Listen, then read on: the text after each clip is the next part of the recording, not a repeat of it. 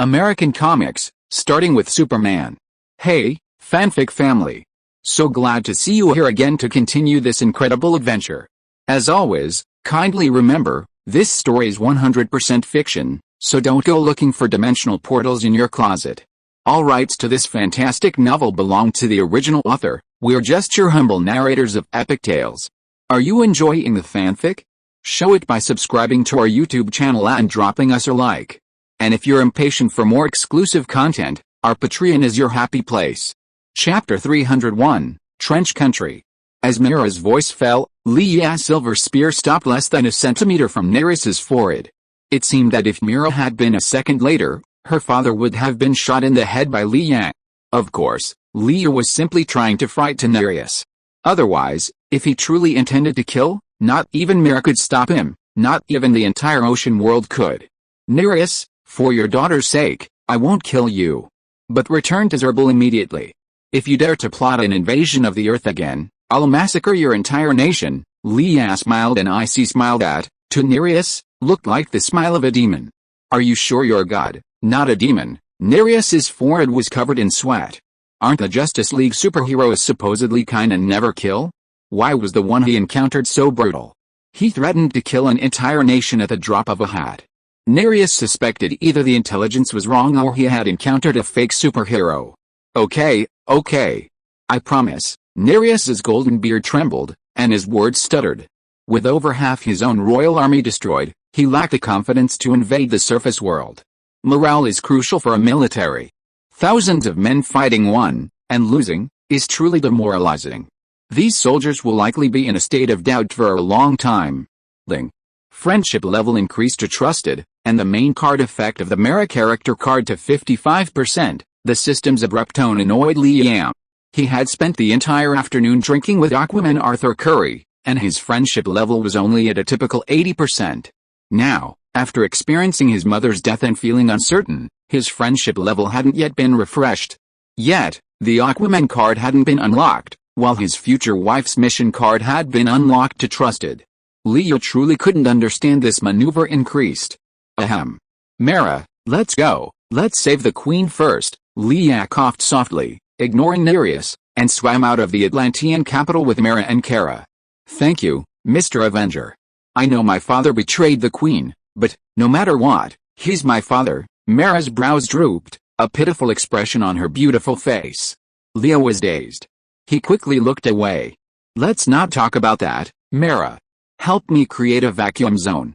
I need to open a portal. Mera didn't question Leah's abilities. In her heart, she already believed what he said. He was a god.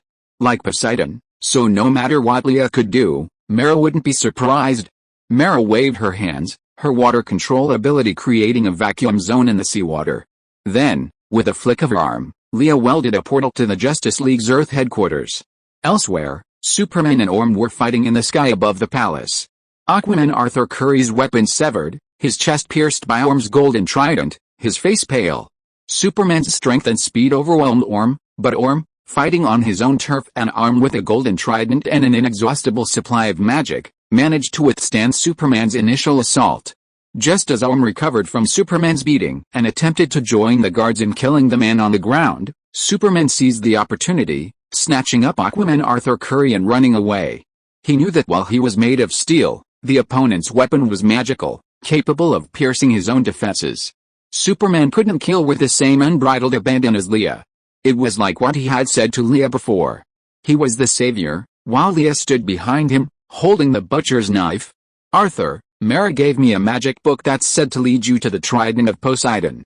The only way to stop this war is for you to obtain it and become king. Superman raced through the water, dragging Aquaman Arthur Curry with him. Behind him, Orm, riding the king shark, pursued by countless guards. Arthur broke free from Superman's grasp. Don't pull me. I can swim. Being defeated by his own brother was humiliating enough, and now he had to be dragged along. Arthur felt a burning pain on his face. Superman, I don't want to be king. You see, I can't even defeat my own brother.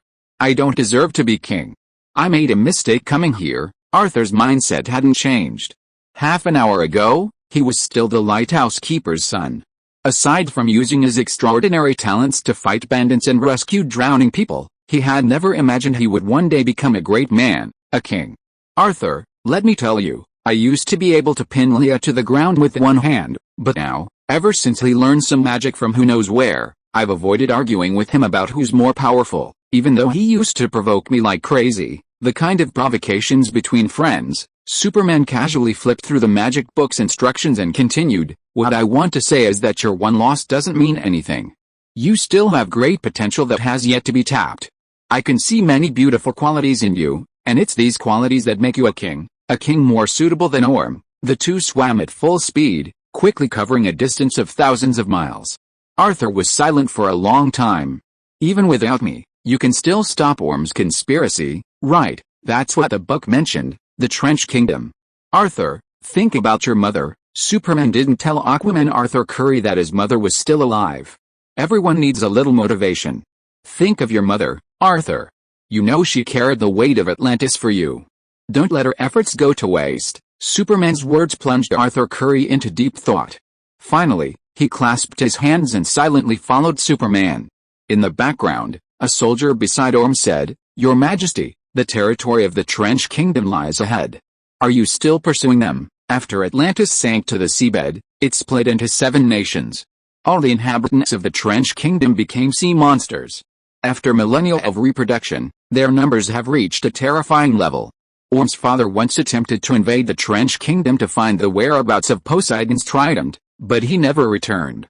Previously, Orm had considered the Trench Kingdom a forbidden area, but now, with a golden trident in hand, his power was unprecedented, unrivaled even by Atlantis, and Orm had become somewhat arrogant. Of course. Keep chasing. Kill them. Orm waved his golden trident and led the Atlantean army into the dark trench. In the dark trench darkness, countless pairs of copper bell eyes opened, densely packed like ants covering a mountain, clinging to the trench. The sight of them sent a tingling sensation through the eyes. Chapter 302, Deep Sea Plan. At the Justice League's Earth headquarters, a circle of silvery white sparks appeared in the medical bay. The security system, detecting a special anomaly, sounded an alarm. Gideon, all clear. Leah leaped from the portal and waved away the surrounding androids, emitting electric currents and appearing to attack intruders.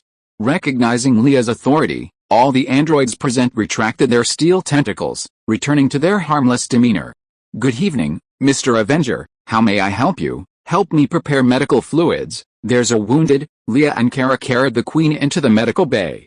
The androids quickly went to work, scanning the bay for the Atlantean Queen's injuries.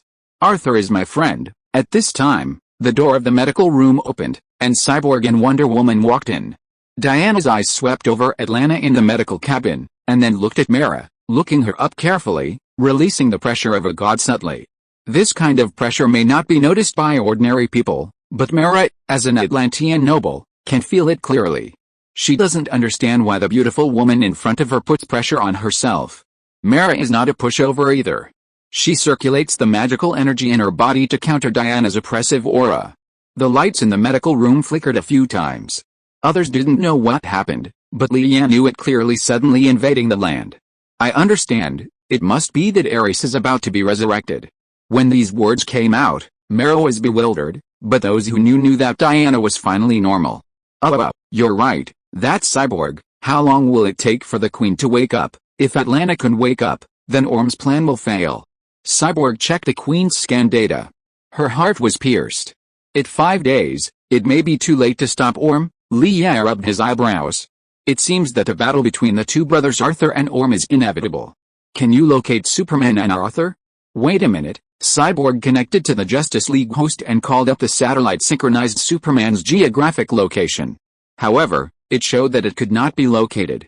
Superman is missing, but the last time he appeared was somewhere in the Pacific Ocean. Cyborg stretched out his hand and projected a light screen showing a map. Looking at the red dot marked on the map, Mara said subconsciously, Trench Country. Where is the location of Trench Country? Superman took Arthur to find the trident of Poseidon you are talking about.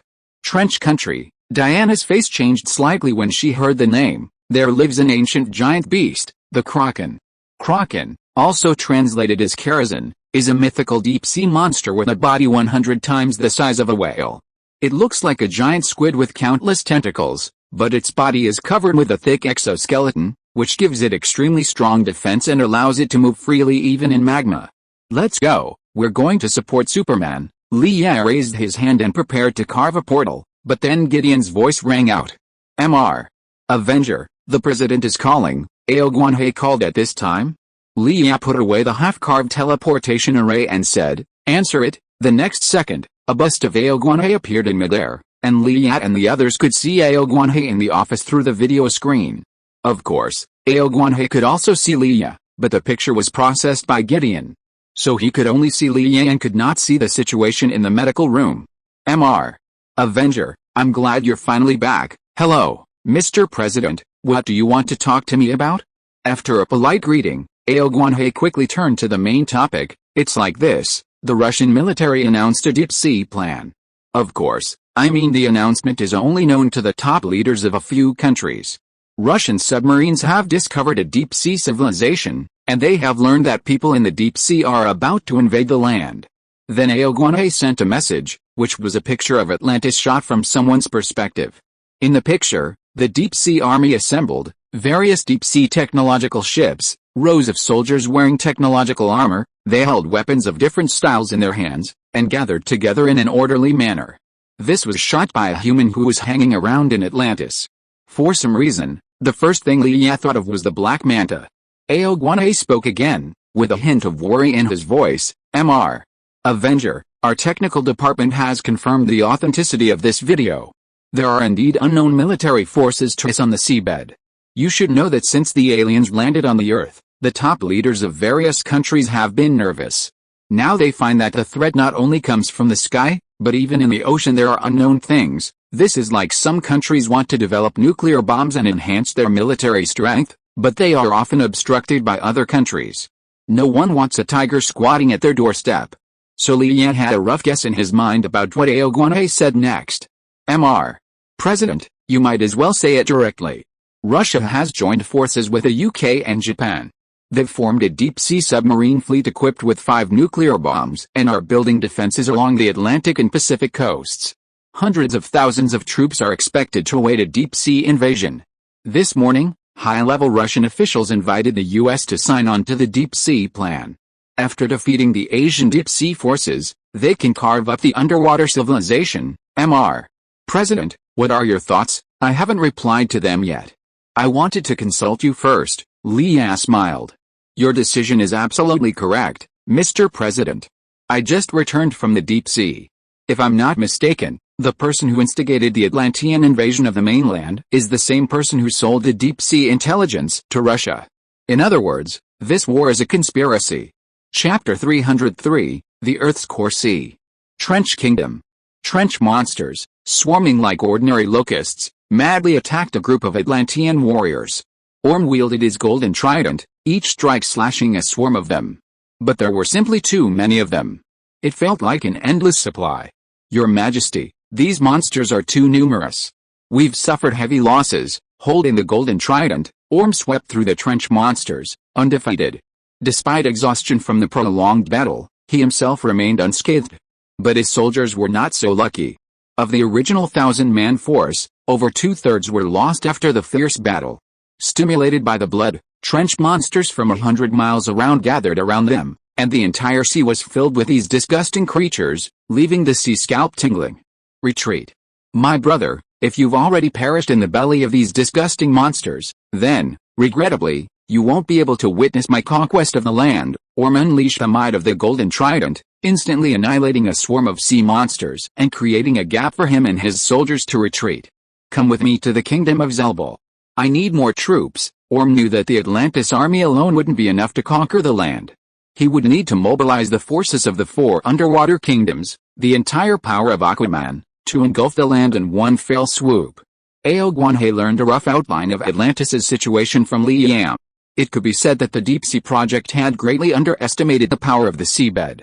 This meant that if war broke out between land and sea, both sides would suffer heavy losses, and once the war began, it would be difficult to stop. Even if the Justice League and Aquaman intervened to forcibly stop the war, hatred between land and sea would still grow, creating a rift. Mr. President, can you get Russia to abandon the deep-sea project? Although Leia held out no hope, she asked anyway. On the video link, Aogwanhe pondered for a moment. Of course, they won't listen to my advice. I can approach the UN Security Council, but there's no guarantee it will succeed. Okay, Mr. President, I have other things to attend to. I'm hanging up now. Li Ya was in a hurry to meet Superman and his friends in Trench Country and had no interest in discussing government matters with Aogwanhe.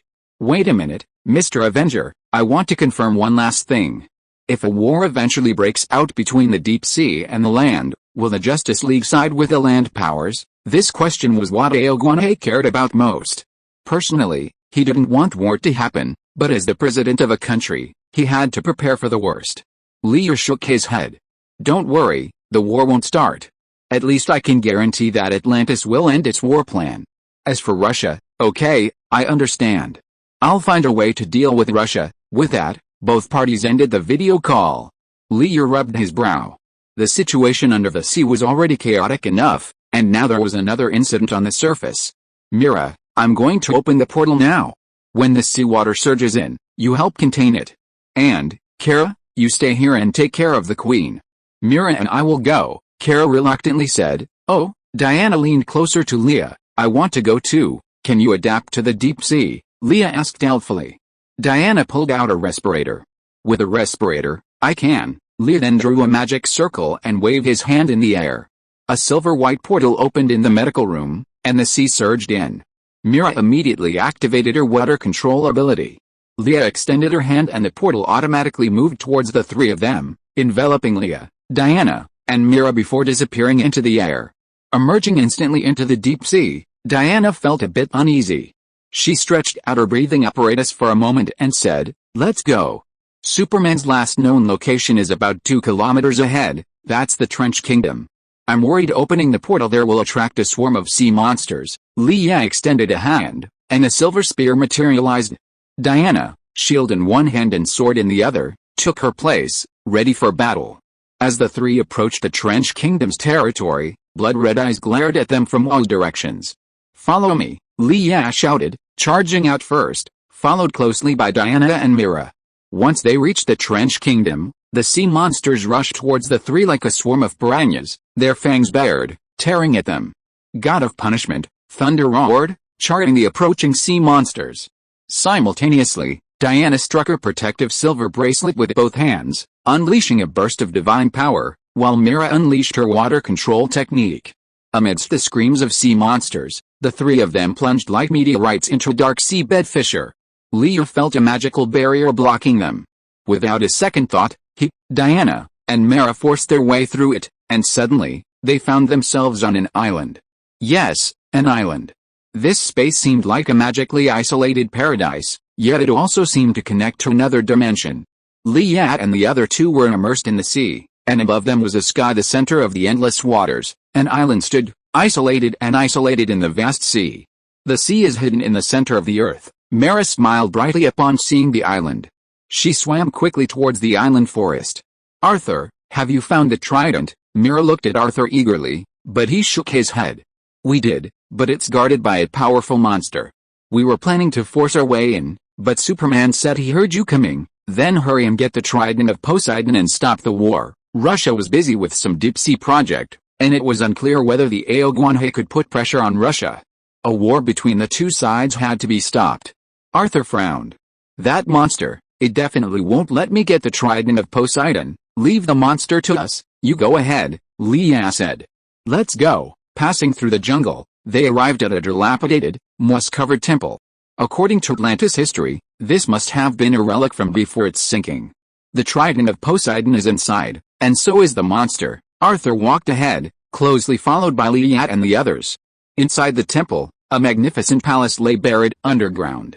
Although time had left it looking dilapidated, the people could still vaguely see its former glory. Atop the palace throne sat a blond man. In his hand, he clutched a gleaming golden trident.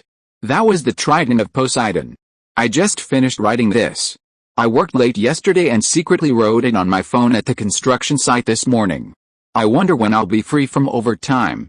If you are listening to this novel on a channel other than Fanfic World, it means it was downloaded and re-uploaded without effort. We warmly invite you to visit our channel, Fanfic World. There you will find the original version of this story and many other novels of various genres. We look forward to seeing you dive into a world of incredible novels.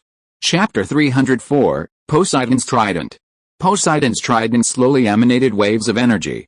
The palace floor was strewn with a grisly mass of bones. Arthur's Adam's apple moved, and all his strength erupted to its fullest. He charged towards the figure on the throne. Ha! Arthur shouted softly, and with incredible speed, he was almost in front of the throne. The palace suddenly trembled. Two enormous tentacles suddenly appeared from the left and right, driving a torrent of waves as they swept towards the palace. Boom! Boom! Boom! The entire island trembled, and the ground beneath their feet shook slightly. The moment the giant tentacles appeared, Leah and Superman silently vanished from their positions, each holding their own to withstand the blows. However, more tentacles appeared, densely enveloping the entire palace like a giant's hair. It's the Kraken. Diana, clutching the Vulcan sword, leaped forward, leaping dozens of meters as it flying, slashing at the tentacles. Bang! The Kraken's tentacles, as thick as a tree's embrace, were covered in a rocky exoskeleton. Diana's Vulcan sword slashed down, sending a shower of sparks flying. Using all her might, Diana managed to make a cut. With another powerful strike, she severed half the tentacle. Another tentacle thrust forward, and Diana, raising her divine shield, was ripped away with a bang. Diana, be careful! Leah and Superman's eyes glowed crimson, and four blazing beams of light shot out, landing on the flailing tentacles. A sizzling sound. Their heat vision could melt steel. The rocky exoskeletons of the Kraken's tentacles crumbled under the impact, instantly disintegrating tentacles, but it also enraged the ancient beast. It dispersed its tentacles and moved, its massive form visible from the palace. Roar! The Kraken revealed its full form. Its upper body was about a kilometer long, with 6 pairs of hook-like forelimbs. Each forelimb was as thick as a 1,000-year-old tree, while its back was covered with countless tentacles, like a squid with the body of a crab. Its sharp jaws were open, roaring incessantly. Arthur tried to communicate with it, since this ancient beast was still a marine creature. However, Arthur sensed a surge of anger and confusion in its brain. Damn it! Is this beast just grouchy? Arthur opened his eyes, giving up on trying to reason with the Kraken. Leah urged him, get the trident of Poseidon. I'll help you hold it off. With that, Leah sprinted out of the palace and arrived in front of the Kraken. Compared to the Kraken's immense size, Leah was as tiny as an ant. Yet, the tiny ant folded its hands, and as it swung again, divine power enveloped its upper right hand, forming a 100-meter-long fist that shone with silver sparks. A silver-white fist of divine power appeared, smashing down fiercely on the Kraken's chin. With a resounding thud, silver sparks flew. Roar! The blow sent the Kraken's massive body careening upwards 100 meters. Its entire face trembled, like a slow-motion video, and large fragments of rock clattered off its trembling exoskeleton. Roar! Roar! The Kraken was truly enraged. The blow stung him deeply. All 6 of its forelimbs simultaneously converged towards the palace, like 6 Optimus Primes crashing down. Inside the palace, Arthur approached the throne and grasped the blond man's trident. At that instant, Poseidon's trident vibrated violently, and a power as if from ancient times flowed through Arthur's hands, penetrating the depths of his soul. Arthur's face was filled with pain, his eyes blazing with golden light. Seeing this, Mara, worried about Arthur's safety, wanted to step forward and do something, but Diana stopped her. He's currently receiving the inheritance of the source of magic, or rather, the inheritance of Poseidon. Don't disturb him. As she spoke, Superman also rushed out of the palace and slammed into the Kraken before its 6 forelimbs could descend. Bang! Superman's bio-force field impacted the Kraken, the force evenly blasting the massive beast to halt. Then Superman stretched out his hands, exerting all his might to push the Kraken back. The Kraken felt an irresistible force surge from it towering mountain being. Lee, help me. Okay, Lee responded, raising his fist again and bringing it down on the Kraken's roaring head. Bang! Bang! Bang! Bang! Right, left, right. Left, right, left. Lee swung his decisive fist, hammering at the Kraken's face. Each punch resonated with a resounding explosion, swaying the Kraken's massive body from side to side. The exoskeleton on his face peeled off layer by layer, like a rain of rocks. The ancient beast, once a completely black beast, was now beaten to the point where Leah had ripped through its face, revealing the last layer of soft tissue. This was the unhardened exoskeleton. Inside, the Kraken's flesh and blood was revealed. Boom! Superman pushed the Kraken far away, crashing it headfirst into the mountain behind him, allowing Arthur to receive his inheritance without interruption. Roar! You're bullying the sea beasts! The Kraken's eyes cleared, but his fury remained undimmed. Before he could even struggle out of the mountain, he saw a mountain floating overhead. No, to be more precise, a mountain was lifted by the devastated human in pitch-black armor and brought down on his head. Roar! The Kraken wailed. At least the Sea King, who was receiving his inheritance, heard the Kraken's shrill curses. Yes, that's right, the voice cursing Li Yam. So, the Kraken possessed a degree of intelligence, it was fully awake. Rumble. Then came the sound of a body exploding. A terrifying torrent of water, centered around the Kraken, spread out in all directions. The Sea King, eyes closed, was suddenly swept away by the surging, unbridled water. He took the trident of Poseidon from the blond man and opened his eyes, the golden light still lingering in his gaze trident, his body withered at a visible I knew Arthur could do it. His destiny is to become the king of Atlantis. Mara smiled as she looked at Arthur Curry, clutching the trident of Poseidon. As he turned, Mara bowed slightly and whispered, Your Majesty, let's stop the war. Arthur glanced at Speed, the trident of Poseidon in his hands. Ever since he took up the trident, he felt as if he were connected to the ocean. He was the ocean, and the ocean was him. With just his eyes closed, he seemed to see everything about it. Chapter 305, The Giant Beast Surrenders. Of course, Arthur's first observation was the Kraken's wounded heart. This ancient beast, dormant for a long time, had barely awakened 20% of its brain when it was bludgeoned, its face turning 5 shades of pale. The pitch-black monster now sported a large white head. In the dim light, it looked like a floating ball to the uninitiated. Arthur stopped Li Ya from bullying the smaller creature and tried to communicate with the Kraken again. Kraken, we don't mean to hurt you. Hurrah! Hurrah, liar! You lie. Within the mountain, the Kraken frantically flailing its forelimbs and tentacles, struggling to pull itself free from the rubble. Do you need my help? Arthur spoke, glancing at Li Ya and Superman, as if to say, you two are too ruthless. Superman shrugged innocently, glancing at Li Ya, as if to say, it wasn't you two who were ruthless, it was Li Ya who did it. Amidst the rubble, the Kraken roared again, furiously piercing the mountain with its forelimbs before tearing it apart. Roar! The Kraken roared furiously, but upon catching sight of Poseidon's trident in Arthur's hand, it froze. Its flailing tentacles drooped limply, as if under a spell. Roar! Roar! You actually wielded the trident. And, you can communicate with me. Legend has it that whoever wields Poseidon's trident rules the 7 seas. However, not everyone is worthy of wielding the trident. During Ragnarok, Poseidon, the god of the sea, used his divine power to place a restriction within the trident. Anyone who wields the trident will have their ambitions magnified. Ambitious individuals who aspire to world domination will be trapped in dreams of world domination, unable to escape. The withered bones in the hall weren't all killed by the Kraken's jaws, many more perished in their own dreams of world domination. When Sea King Arthur took up the trident, his only thought was to stop the war and fulfill his mother's wish. Yes, I have taken up the trident, and since childhood I have been able to communicate with sea creatures. Kraken, you are the guardian of Poseidon's trident. I hope you will join me in stopping my brother and the war. Arthur's words left the Kraken lost in thought. A moment later, the enormous ancient beast lowered its head. Roar, as you command, Your Majesty. The ancient beast's submission boosted Arthur's confidence. A single Kraken could hold off an entire nation's army. Through his senses of the sea, Arthur learned that Orm was assembling an army. He had deceived the kings of the Fisherman Kingdom and the Saltwater Kingdom, framing the humans on Earth for the Queen's death. Orm used the Queen's death to stir up hatred between the Fisherman and Saltwater Kingdoms, and, as he wished, gained their support. Nereus was reluctant to join the war, but faced with the armies of the 3 kingdoms approaching, he was forced to send his last soldiers. Thus, Orm became the leader of the coalition, the Lord of the Seas. He led the armies of the 4 nations toward the Pacific coast. On the bottom of the Pacific Ocean, clad in the armor of the Lord of the Seas, wielding a golden trident, Orm commanded the 4-nation coalition with high spirits. One final inventory of the troops.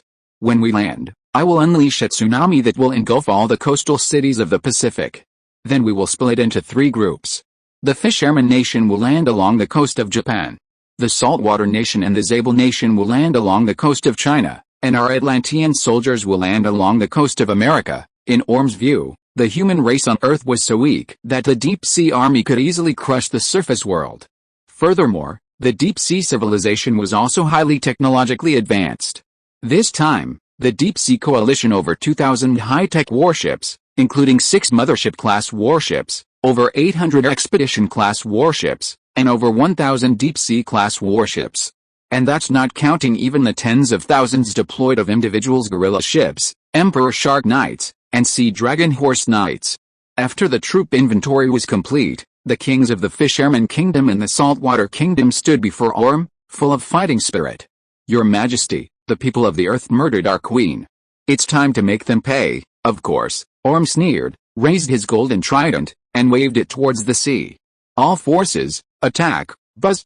The war horn sounded, and the vast deep-sea fleet began to move, engines roaring. All soldiers received the order to advance and formed into orderly formations. The sea surged, creating a turbulent wave. Hundreds of submarines submerged in the shallow waters, 5 of which carried Russia's 5 nuclear missiles.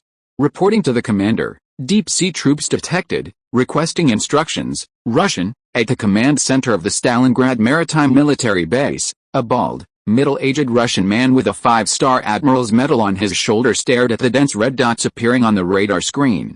He leaned over and spoke into the microphone. "Deep Sea Project, activate." Russian. Simultaneously, Japan, the UK, and other countries that had signed the Deep Sea Project all deployed their underwater combat units, encircling Atlantis's route. Perhaps the terrestrial nations were inferior to the Atlantean civilization in terms of the deep sea's military strength. However, Russia immediately deployed nuclear weapons, issued tsunami warnings along the surface coast, evacuated coastal civilians, and established coastal defenses. A nuclear bomb detonated underwater would have a destructive range of up to 33 square kilometers. Theoretically, 2 or 3 nuclear bombs could completely annihilate the deep-sea forces, but the deep-sea forces also possess nuclear-grade weapons, so Russia prepared 5 to prevent any unforeseen events. Just as the armies of the 2 worlds were about to collide, Lee and Superman split up. Lee, Aquaman Arthur, and Mera went to stop the Atlantean army, while Superman and Wonder Woman followed the human army. Stop the war. There's no need to go to war with humans. See, King Arthur, holding the Poseidon's trident, stood before the mighty deep-sea alliance. Seeing Arthur still alive, Orm's expression darkened. "Why can't you just die peacefully in the Trench Kingdom? No one can stop the war. Anyone who stands in my way will be crushed to dust by my army. They're not your army." Mera stood beside Sea King Arthur, pointing at the Poseidon's trident in Arthur's hand. Her voice echoed across the sea. "Arthur Curry, take up the Poseidon's trident. He is the heir of Poseidon, the god of the sea. He is the lord of the sea, our king." Mera gave Arthur an encouraging look. Arthur nodded, then raised the trident high in front of the deep-sea alliance. A unique energy wave emanated from the Poseidon's trident, sweeping through the minds of all sea creatures across the sea. Instantly, everyone, from the feudal kings to the soldiers, felt the power of Poseidon. It really is Poseidon. That man has picked up the trident of Poseidon. He's our king. According to tradition, he's the king of the ocean. Our king. Everyone hesitated. In the hearts of the Atlanteans, Poseidon, the god of the sea, held an absolute position.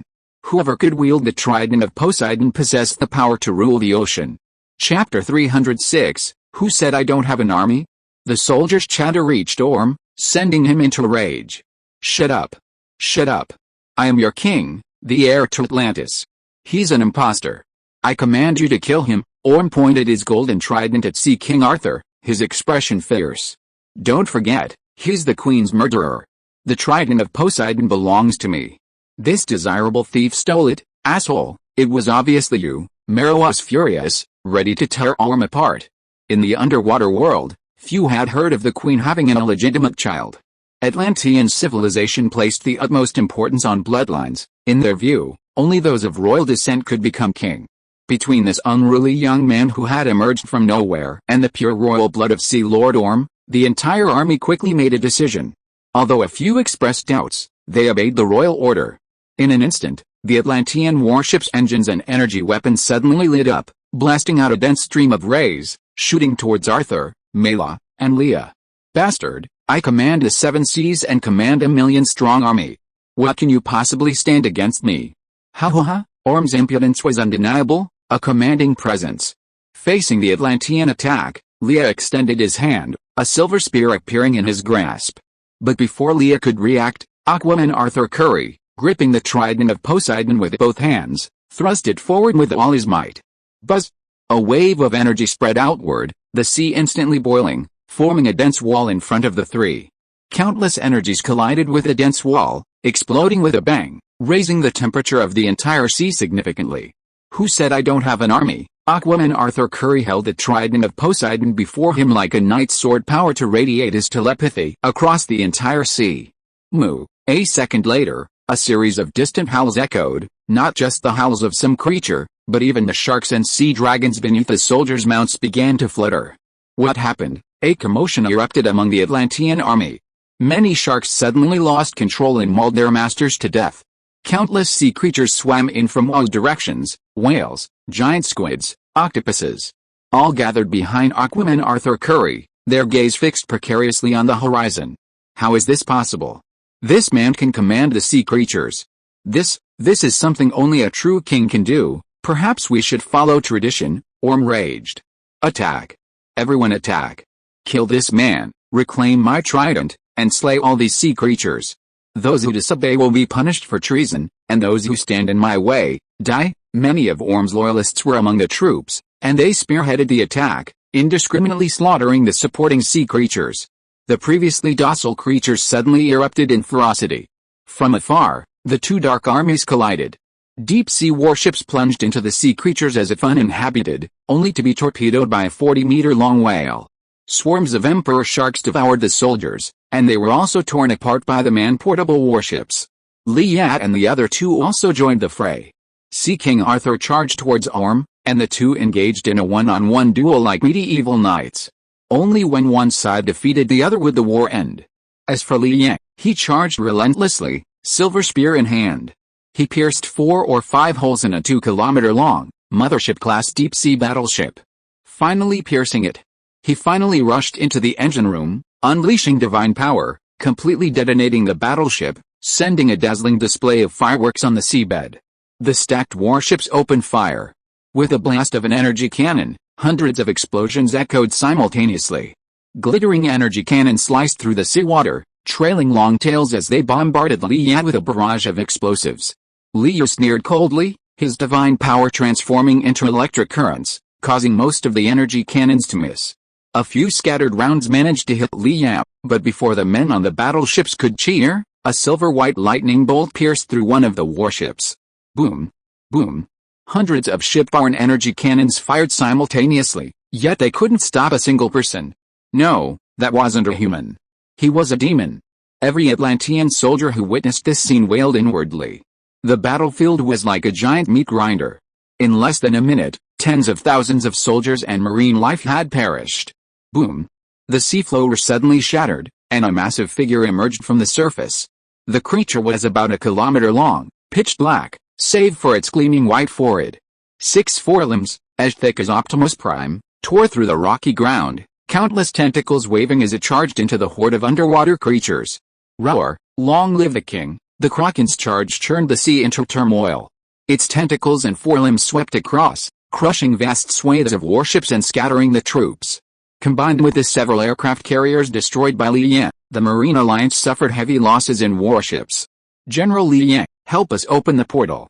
The Queen has awakened, and needs to go through. Adjutant Phil Ra's voice boomed over the comms. Lian had just charged into an expedition-class battleship, and upon hearing this news, he immediately halted his attack. Honestly, if he'd been a bit more ruthless, the 1,000,000-strong army could have been decimated in half an hour.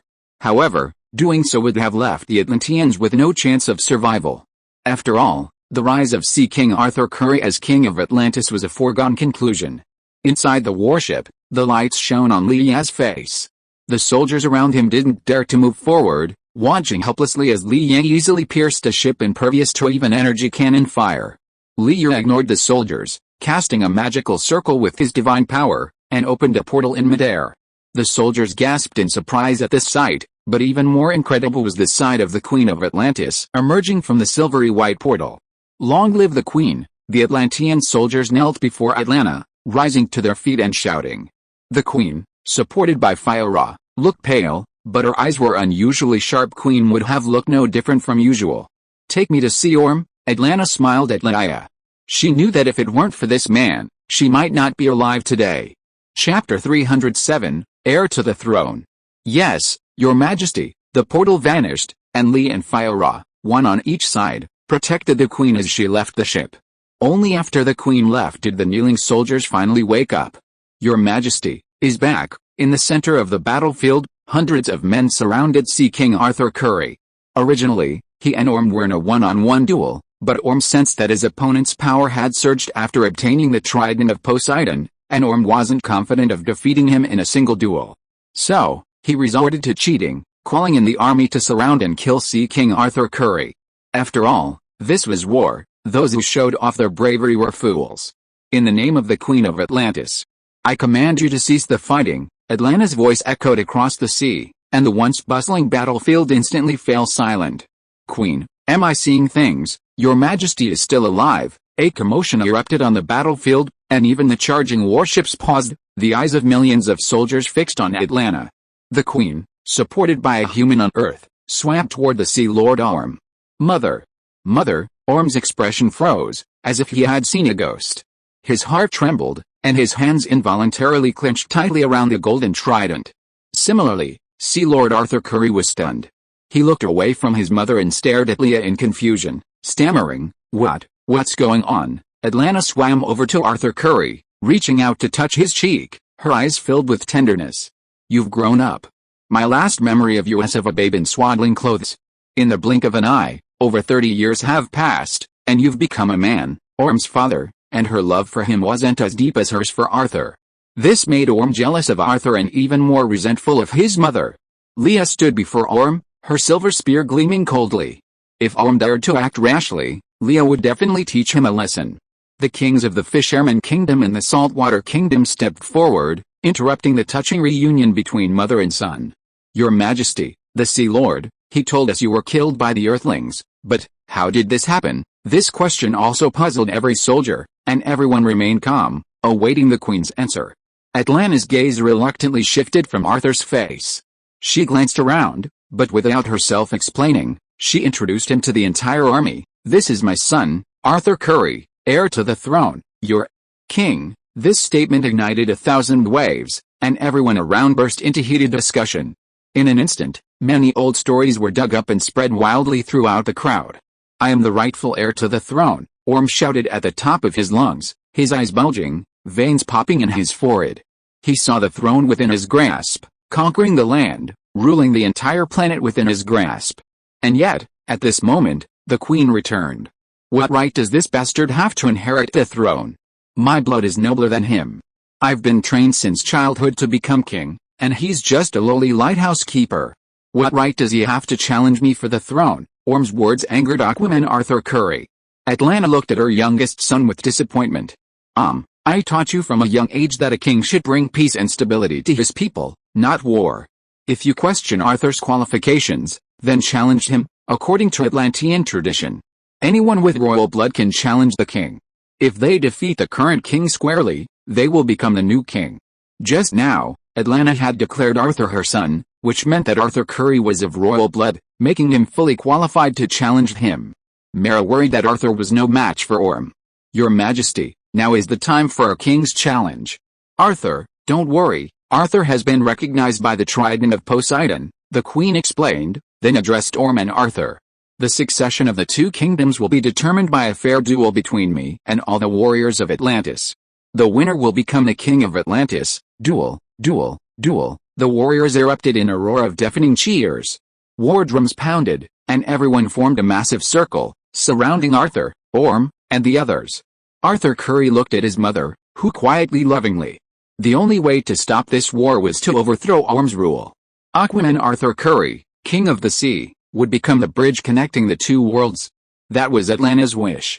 I, Arthur Curry, challenge Ocean Lord Orm. His voice echoed across the seabed, the warriors erupting in roars. Against this backdrop, Orm gritted his teeth. He hadn't yet held his succession ceremony, So he was essentially acting king after the queen's death. Now that the queen had returned alive and announced the succession, the king challenged him. If Orm refused, he would forfeit his rights and lose everything.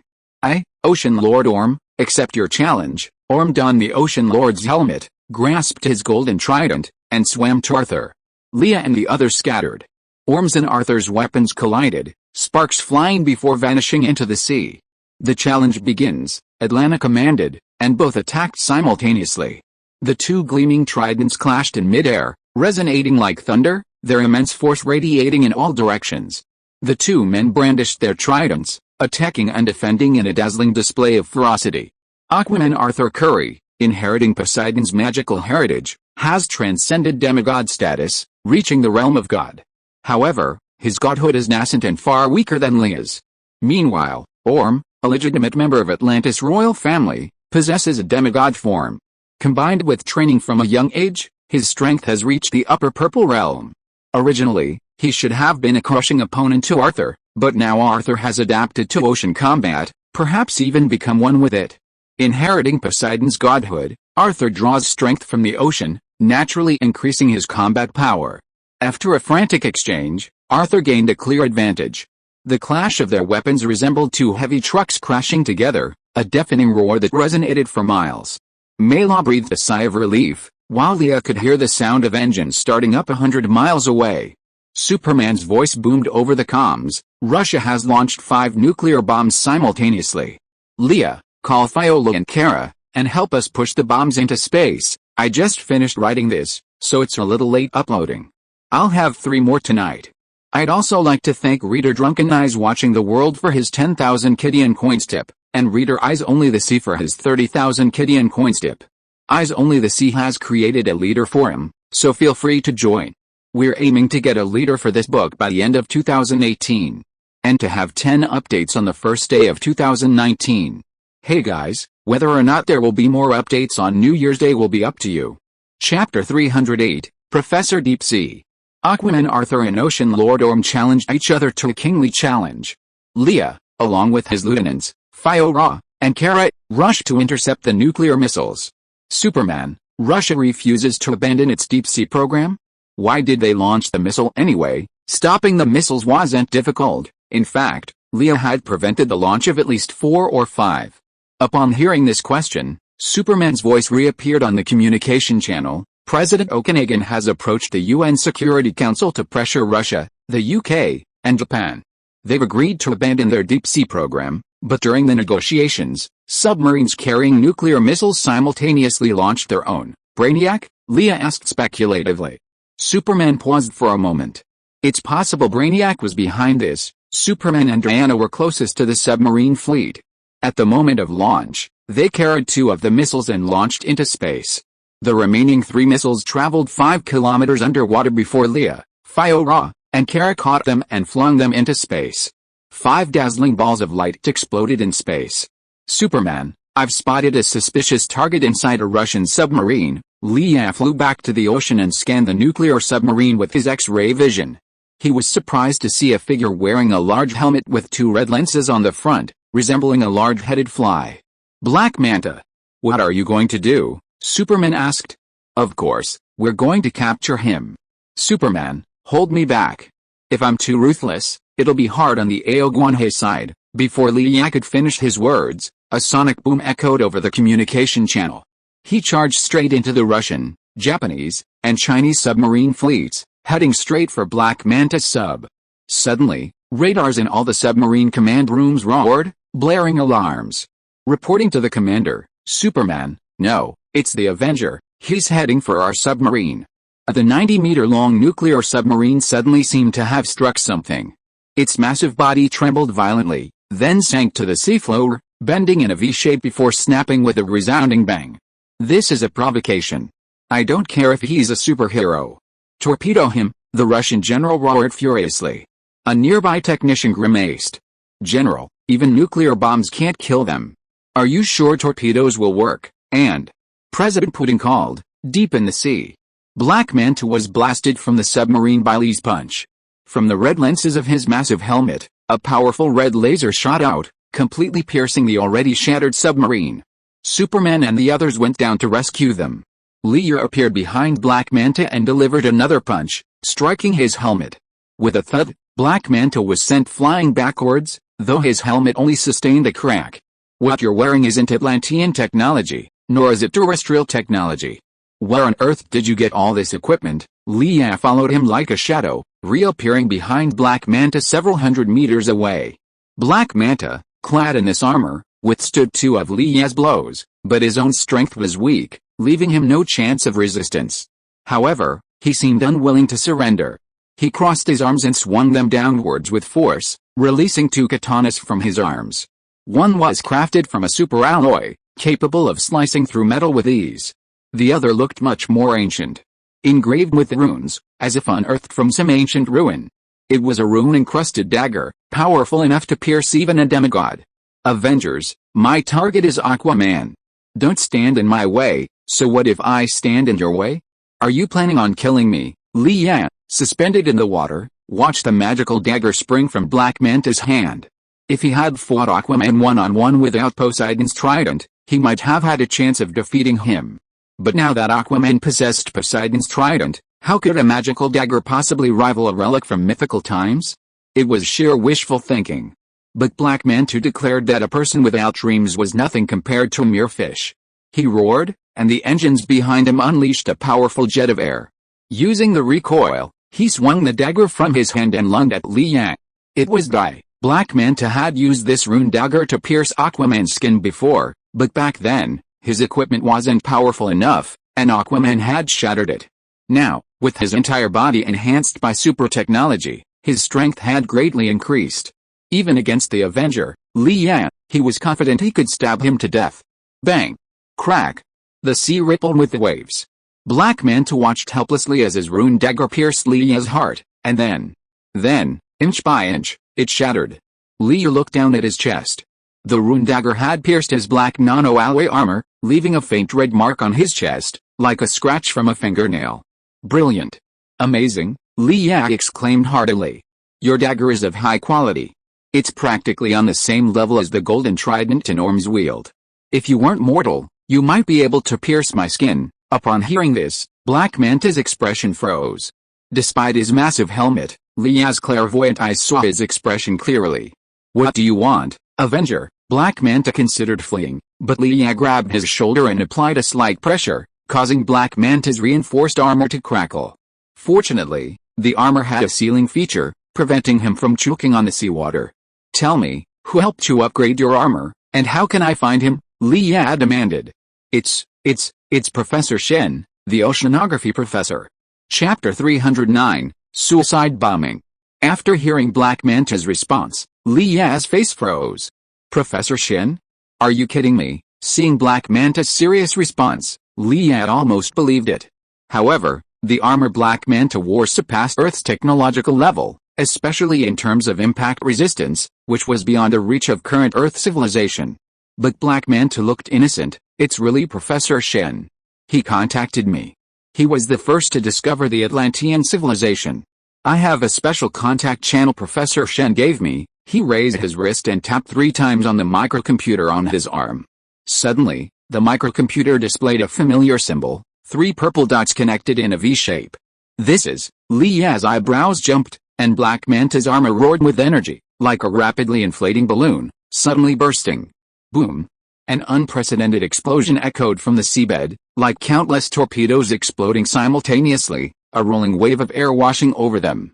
The sudden shockwave blew Lia back hundreds of meters, sweeping the surrounding submarines. Several ships closest to the explosion were thrown helplessly like lambs caught in a hurricane. Superman Lia and his companions quickly steadied themselves and stepped forward to hold the hurled submarine, preventing a bumper car pileup. What's this explosion? The sudden blast confused not only the submarine soldiers, but also Superman. He scanned Black Manta and found it wasn't carrying explosives or wearing anything made of lead. Lia recalled the familiar symbol that had just appeared. Black Manta's power plant exploded. Of course, it wasn't that he was going to die with me, but his armor was being controlled by someone. It was Brainiac.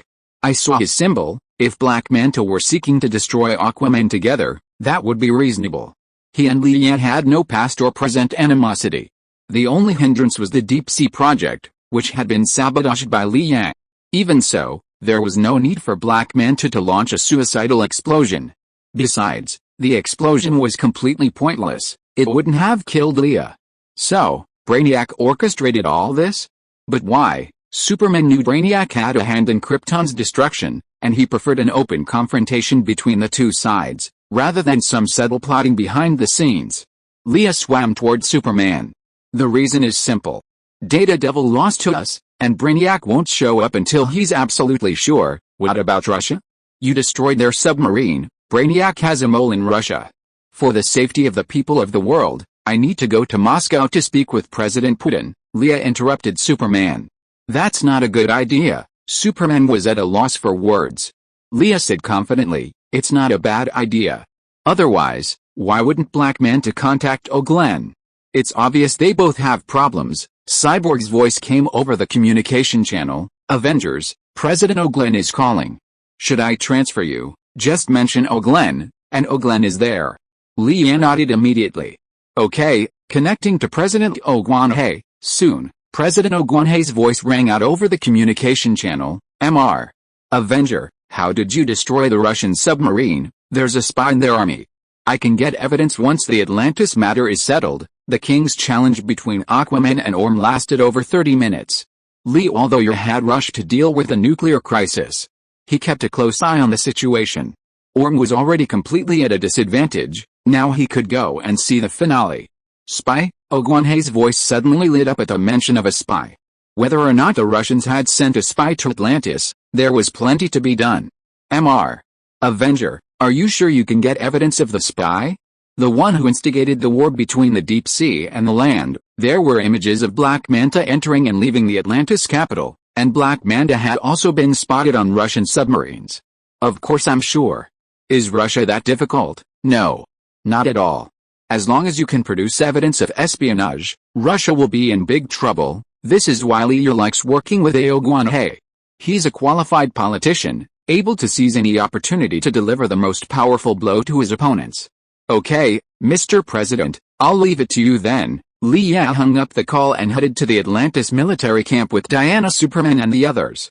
Hundreds of meters away, millions of marine creatures roared rhythmically. Arthur, in time with the rhythm, thrust out the Poseidon trident. Bang! Bang! Bang! His right foot into the air, launching himself upward as if leaping high into the air. He suddenly raised the Poseidon trident and held it above his head. The trident was almost in line with him, seemingly fused with the ocean. With one slash, it felt like the power of the entire ocean. Orm took a few steps back, his pupils shrunk into the size of pinpricks, his heart pounding wildly with conquering the land. Orm would have been defeated long ago. Facing Arthur's ultimate blow, Orm had no way to retreat. He could only muster his last strength, raising the golden trident high, attempting to block Arthur's attack. Clang! Poseidon's trident struck the golden trident, sending white water surging outward. The golden trident, a symbol of supreme authority that had been in the hands of the king of Atlantis for countless years, suddenly broke. The severance of his arm dropped his hands helplessly, staring in disbelief at the broken weapon trident. The Atlantean soldiers, who were originally boiling with excitement, held their breath. The king's challenge was over, and the winner could execute the loser. And Aquaman Arthur Curry, holding Poseidon's trident tightly, walked in front of Orm, slowly raised it, and stabbed it down suddenly. Orm screamed. His shoulder blade was pierced by Poseidon's trident. Seeing this scene, Atlanta subconsciously pinched her fingers until they turned white. No matter what Orm did, he was still Atlanta's youngest son. This halberd is for your mother to stab you. Although Poseidon's trident pierced Orm's shoulder blade, it did not hurt the vital parts. Arthur stepped on him and pulled out the trident. Then, I forgive your sins. Chapter 310, Long Live the King. Only a king can forgive the sins of others. Hearing Arthur's offer to forgive his own sins, Orm's eyes crimson. No, you cannot forgive me. I would rather die. Arthur ignored Orm's cries of suicide. He glanced around, addressed the millions of deep-sea creatures witnessing the battle, and finally addressed Atlanta. Cities of Atlantis, war brings only destruction. I was born of two worlds. Atlantis gave me life, and the world above nurtured me. Join me, and I will build a bridge of peace between the two worlds. Silence fell. The Kraken, waving its forelimbs and tentacles, roared to the sky. Roar, long live the king, the nobles of the Fisherman Kingdom, the Saltwater Kingdom, and all the other vassal states simultaneously dropped their weapons and faced Arthur with the utmost respect. In unison, they chanted in the ancient, drawn-out Atlantean language, "Long live the king, long live the king, long live the king." More and more people chanted "Long live the king." Did it? Queen Atlanna's eyes sparkled. While she was happy for Arthur, she also felt guilty towards Orm. Her inability to give equal love to her two children had led Orm to want to kill her and seize power when he learned that Atlanna would pass the throne to Arthur. Arthur, as if he understood his mother's thoughts, said, "Mother, let Orm go to the Earthworld to atone for his sins. Perhaps this will change his mind." Orm protested at the top of his lungs, but Atlanna was impressed. "That's a great idea. I think you could hand him over to your friends. They're great." Atlanna pointed to Lee and his group standing nearby. Arthur became the king of Atlantis, and Lee and the others witnessed a moment. Lee, Clark, Diana, Aquaman. Arthur Curry approached the group, extended his hand, and said solemnly, "Thank you for everything you've done for Atlantis. I couldn't have done it without you. We don't want the war between the deep sea and the surface either." Lee smiled, extending her hand and shaking it with Aquaman and Arthur. Ling. Friendship level raised to trust, unlocking the character card Arthur Curry, purple card, Arthur Curry, Aquaman, King of Atlantis, race, Atlantean, human. Primary skills, ability to communicate with deep-sea creatures, possesses extraordinary powers, the source of Poseidon's magic. Additional notes, adaptable to both sea and land, his Poseidon godhood allows him to unleash 300% of his power in the water. Lee knew Arthur's friendship level would definitely be refreshed, but she didn't expect it to rise so quickly to trust. Furthermore, Aquaman had acquired Poseidon's magical power, meaning he was now a god himself. God of the ocean. Everyone, come back to Atlantis with me. I didn't treat you well last time, and I'll make it up to you this time. Also, Her Majesty was just discussing Arthur's coronation. Mera invited the Justice League to join her. As for Arthur Curry's coronation, Atlantis had just experienced a civil war and needed a king to lead them back to health, so the coronation should take place soon. Diana put her hands on her hips. "No, Damien Darhk has gone to Star City these 2 days. The Flash has called for backup many times, but he still can't face that demon alone, and the fourth-generation Robin is also restless." Leah put his hand on Diana's shoulder. "Diana, just think of it as a few days vacation. You know I can open a portal. The next time Damien Darhk shows up, we can rush there as soon as possible. And the underwater world is very beautiful. Sister Diana, you will like it." Kara had been to the capital of Atlantis before. Although it was just a quick glance, some of the architectural styles there reminded Kara of Krypton. Kara would not miss this opportunity to visit again. Listening to Kara's request, Superman also helped speak. "Atlantis has unique scenery. Go and see it, you won't regret it." A month later, Central City, Flash-themed cafe. "Do I need to kneel? Arthur is the king of the sea. Is this a diplomatic incident?" Cisco Ramon stared nervously at the two people Leah had brought. He immediately recognized them as Arthur Curry and Mera, from the underwater world. Although both wore terrestrial clothing, Arthur's rugged appearance and Mera's fiery red hair drew attention wherever they went. Barry Allen, holding his iris, said to Cisco with a serious face, "This is a public place. His Majesty the King and Lady Mera on an incognito visit to a neighboring country." "An incognito visit to a neighboring country? That's a strange way of putting it, Barry. And, you should call Mera the Queen of the Sea." "Mera, the Queen of the Sea," Leah corrected. This made Mera a little embarrassed.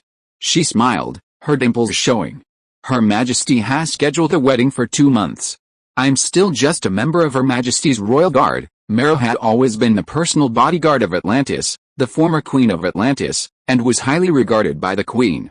Now that Arthur Curry had ascended the throne, Atlanna sought to bring the two together. After sounding out each other, she discovered mutual affection. So Atlanna immediately arranged their marriage. Arthur chuckled to himself, his eyes never leaving Mera. Mera's smile was truly breathtaking. Her beauty was neither the soft allure of an Eastern woman nor the heroic grace of a Western beauty. She was more like a deep-sea spirit, alluring yet unpretentious, captivating with her natural beauty. Catelyn Snow gazed enviously at the King of the Deep and his future queen, saying, "Mera, you're so beautiful. What would you like to drink?" I'll get you some. A bottle of brandy. Arthur Curry glanced at the small coffee cup in Cisco's hand. For someone like Arthur, who had grown up by the sea, small cups were for women. Real men should drink and eat with generous gulps from oversized beer mugs. This is a coffee shop, my king. Cisco rubbed his brows. How about this? I'll give you 2 cups of Flash. This is the signature of this shop, Flash. Hearing the name, Arthur Curry and Mara simultaneously turned their eyes to Barry Allen. Barry shrugged. So this coffee shop is a Flash-themed coffee shop. The coffee, hot chocolate, etc. here are all named after heroes and villains, such as Flash, Captain Cold, Heatwave. Then it's the Flash. Arthur was also very curious about what the so-called Flash coffee was like. Wait a minute. Cisco stood up and walked towards the tan woman behind the cashier. Hey, Kendra, 2 more cups of Flash. If you are listening to this novel on a channel other than Fanfic World, it means it was downloaded and re-uploaded without effort. We warmly invite you to visit our channel, Fanfic World. There you will find the original version of this story and many other novels of various genres. We look forward to seeing you dive into a world of incredible novels. Chapter 311, Vandal Savage.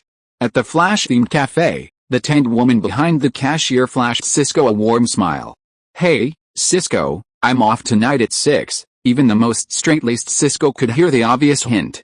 I'll pick you up tonight, and then we'll go to Chinatown for some Sichuan food.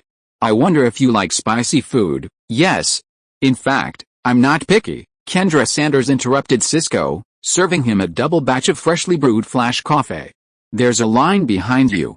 See you tonight. No problem. Cisco winked at Kendra and returned to his seat with a coffee. Leanne noticed that the cashier was actually Hawkgirl, or rather, Hawkgirl's reincarnation. Judging by her appearance, she definitely hadn't awakened her powers yet.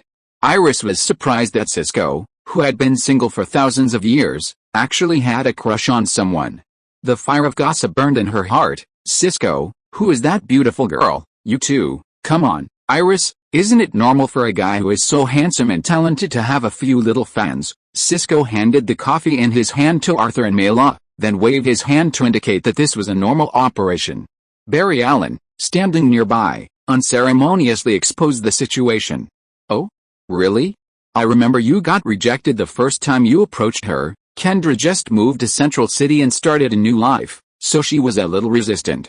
Isn't she okay now? Cisco gestured with his hands, trying to make his words more convincing. At least now she's willing to let me take her on a date. Well done. Iris patted Cisco's shoulder generously, encouraging him. Keep going, I'm rooting for you. Leah had originally wanted to tell Cisco the truth. The woman you're attracted to is a demigod capable of endless reincarnation, and she has a lover destined to fall in love with her for 206 reincarnations. However, seeing Cisco's beaming smile, Leah couldn't bring herself to tell him the truth.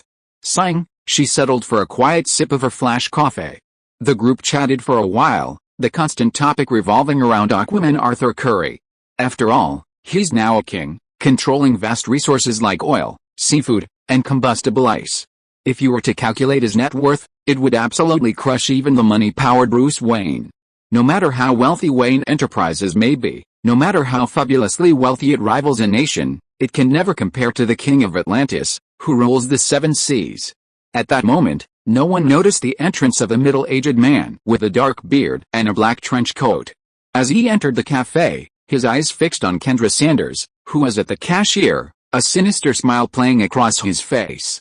Priestess Triera, I finally found you. You're as beautiful as you were in your previous life, ancient Egyptian, sir. May I have something to offer? Kendra, still thinking of her evening date, smiled with an unusually radiant smile. It seems your memories haven't awakened yet, Triera. I'm Vandal Savage. I demand you come with me, or the mortals here will suffer. Don't know you. I think you might have the wrong person. The commotion at the cash register infuriated Cisco, who had been occasionally glancing at his lover. He abruptly stood up and roared, Hey! Highlander, what are you trying to do in public? Despite the weapon in hand, Cisco showed no fear. His beloved was being threatened, and behind him were the Avengers, the Flash, Aquaman, and the Queen. He was committing violence in front of such a group of gods and superpowers? This was tantamount to robbing a police station. He was probably mentally ill. Cisco stood up, and Leah and the others naturally wanted to support their brother. Especially Aquaman Arthur Curry, standing nearly 1.9 meters tall, created a natural intimidating presence standing in front of the bearded man. However, Vandal Savage was no stranger to the world. He was an immortal, having lived for a full 4,000 years. He gained immense power by repeatedly slaying the reincarnations of Hawkgirl and Hawkman. Now, he had transcended mortal form to attain near demigod power. Anyone who stands in my way must die. Vandal Savage must capture Kendra alive and awaken Hawkgirl's memories. Only by killing Hawkgirl in her awakened state could he gain the power of her reincarnation. Seeing these meddlers, Vandal Savage naturally refused to reason with them. He flung open his black trench coat, grasped 3 flint-throwing knives in each hand, and hurled them forcefully at the men in front of him. Over 4,000 years, Vandal Savage had acquired countless knowledge and techniques. His fighting skills those of a ninja master, and his knife-throwing was masterful to perfection. He was practically the DC version of Wang Flying Knife. Barry Allen, the Flash, swiftly reached out and, with lightning speed, intercepted rival Daw's 6 knives. He then grabbed them and swung them at Vandal. Vandal Savage was stunned, not even realizing how the knives had Vandal Savage was stunned, but as a man of the world, he advised himself to stay calm and not panic. So, Wang quickly pulled his idiot. Arthur Curry couldn't bear to watch any more. He slapped Vandal Savage on the back of the head with such force that he flew backward, crashing into a coffee table in front of him. Kendra, don't be afraid. Arthur will compensate for the table. This guy is rich, richer than Bruce Wayne. Cisco stepped aside to comfort his girlfriend. Vandal Savage, who was slapped to the ground by Arthur, howled unwillingly, got up and took out 2 daggers. Before he could throw the knife at Arthur, Iris picked up a coffee pot and smashed it on his head. Clang. The coffee pot broke and poured scalding coffee all over Vandal Savage. Damn woman, do you know who I am? I don't care who you are. Iris raised her foot and kicked Vandal Savage hard between his legs with the tip of her high heels. Crack. The sound of an egg breaking was heard. Chapter 312, Shocked Kendra. Everyone watching, especially the men present, instinctively clenched their hands, pretending to empathize. This kick that could annihilate all descendants is terrifyingly devastating. Even Leah and Arthur took a step back, silently mourning for poor Vandal Savage. Even though Vandal Savage was an immortal, a man who had seen the world, and over 4,000 years, he'd undergone extensive training and endurance. Even if someone took a knife and cut a piece of flesh from his hand, he wouldn't have even frowned. But, he now deeply regretted not going to China to learn some shale and iron kung fu. Iris's kick, especially with the sharp tip of her high heels, was terrifyingly devastating. Woman. I'm going to kill you. Vandal Savage pressed his hands hard, as if that would alleviate the pain. His face flushed crimson, veins popped in his forehead, and his legs trembled as he tried to stand, but the slightest movement brought a grimace of pain. This one of yours is really tough. I'm completely out of my depth once she strikes. Leah patted Barry Allen's shoulder, and Barry gave a wry smile. Yet, even as a speedster, I still can't stop her. Iris has always been very dominant. Sirens blared outside the cafe, and Officer Joe West of the Central City Police Department rushed in with his partner, Officer Patty. Where's the troublemaker? Iris, Barry. Joe West was Iris's father and Barry Allen's adoptive father. He was surprised to see his 2 children in the cafe. Officer Patty produced handcuffs and handcuffed Vandal Savage, who was clutching his legs in agony. He's the troublemaker, right? The policewoman asked uncertainly. Barry quickly explained, yes, this guy just threatened that lady. He pointed at Kendra. Kendra's face was filled with panic, and Cisco, of course, didn't miss the opportunity. He held her hand tightly, doing his best to comfort her. Officer Joe, this man appears to be a superpowered person. I think you should notify the Justice League and have him taken into custody, Leah said seriously, his hands in his pockets. Joe West, unaware of Leah's true identity, glanced at Barry with a questioning look. Barry nodded. Although he couldn't discern the man's powers, since Leah had asked, he naturally had no doubts. Okay, call the Justice League hotline. With his son's assurance, Joe didn't waste any time. Every police station had a dedicated Justice League emergency line, and assistance would be provided based on the severity of the situation. A moment later, a black Land Rover drove up, and Deadshot got out. Since Deadshot joined the Justice League's non-staff, he'd been responsible for missions below Blue Level in the surrounding cities. When he wasn't on a mission, he spent time with his daughter, and his life had become much more comfortable. Seeing Leah in adopted casual attire, Deadshot's eyes expressed respect. Without further questioning, he professionally tossed Vandal Savage into the Land Rover and, with a single throttle, disappeared from sight. "That Highlander isn't going to sneak out, is he?" Cisco asked, worried about his girlfriend's safety. Leah shook her head. "Don't worry, there are still 2 people in that Land Rover, Killer Croc and Balrog. With the 3 of them watching, nothing will happen." "But why did he threaten Kendra?" "Do you know Kendra?" Barry asked. Kendra Sanders shook her head. "No, I've never seen this guy before. I have no recollection of him at all." Mira coughed softly. "But he seemed to know you. At first, he greeted you in ancient Egyptian and called you Priestess Triera. Impossible. He must have made a mistake, Cisco. Until the Justice League gets to the bottom of this, I think it's necessary to protect this woman. After all, none of us know if that lunatic has any accomplices." Cisco felt the officers were unreliable. "Sorry, Joe, you saw that guy just now. He's a killer. If it weren't for Iris kicking him, someone might have died." Cisco actually wanted to mention Barry and Arthur, but with a young policewoman nearby who didn't know what was going on, he had to bring up Iris. "Why don't you go to my place?" Leah suggested. Cisco was a bit incredulous when he heard this. He knew Leah's true identity, an Avenger and the leader of the Justice League. Going to my place meant the Justice League's headquarters. "Really? That's great. Your place is the safest place on Earth," Cisco beamed. With the Avengers, Superman, and other superheroes around, there was no need to worry about Kendra's safety. "Wait, where are we going?" Kendra said, a bit bewildered. Cisco made a reassuring gesture. "Take today off. I'll take you somewhere that's sure to surprise you." Kendra smiled at her boyfriend's words. "Okay, I'll do it. Oh, and please, one of you pay for the broken table, or my boss will dock my salary." Leah winked at Barry. "You pay for it first, and I'll reimburse you later." Justice League, Earth headquarters. Kendra was completely stunned until everyone changed into their uniforms. She kept pinching Cisco, trying to prove she wasn't dreaming. "So, Barry is the Flash, Arthur is Aquaman. Oh my god, Leah's the Avenger. This really is the Justice League." To the unawakened Kendra, she considered herself little more than a waitress at a cafe. Superheroes were a distant prospect. But now, she'd joined the world's largest superhero group, the Justice League. Entering the lobby, Cyborg was already waiting. "Avengers, the criminal just brought in has been taken into custody. I checked his records and found something interesting." Cyborg's appearance excited Kendra.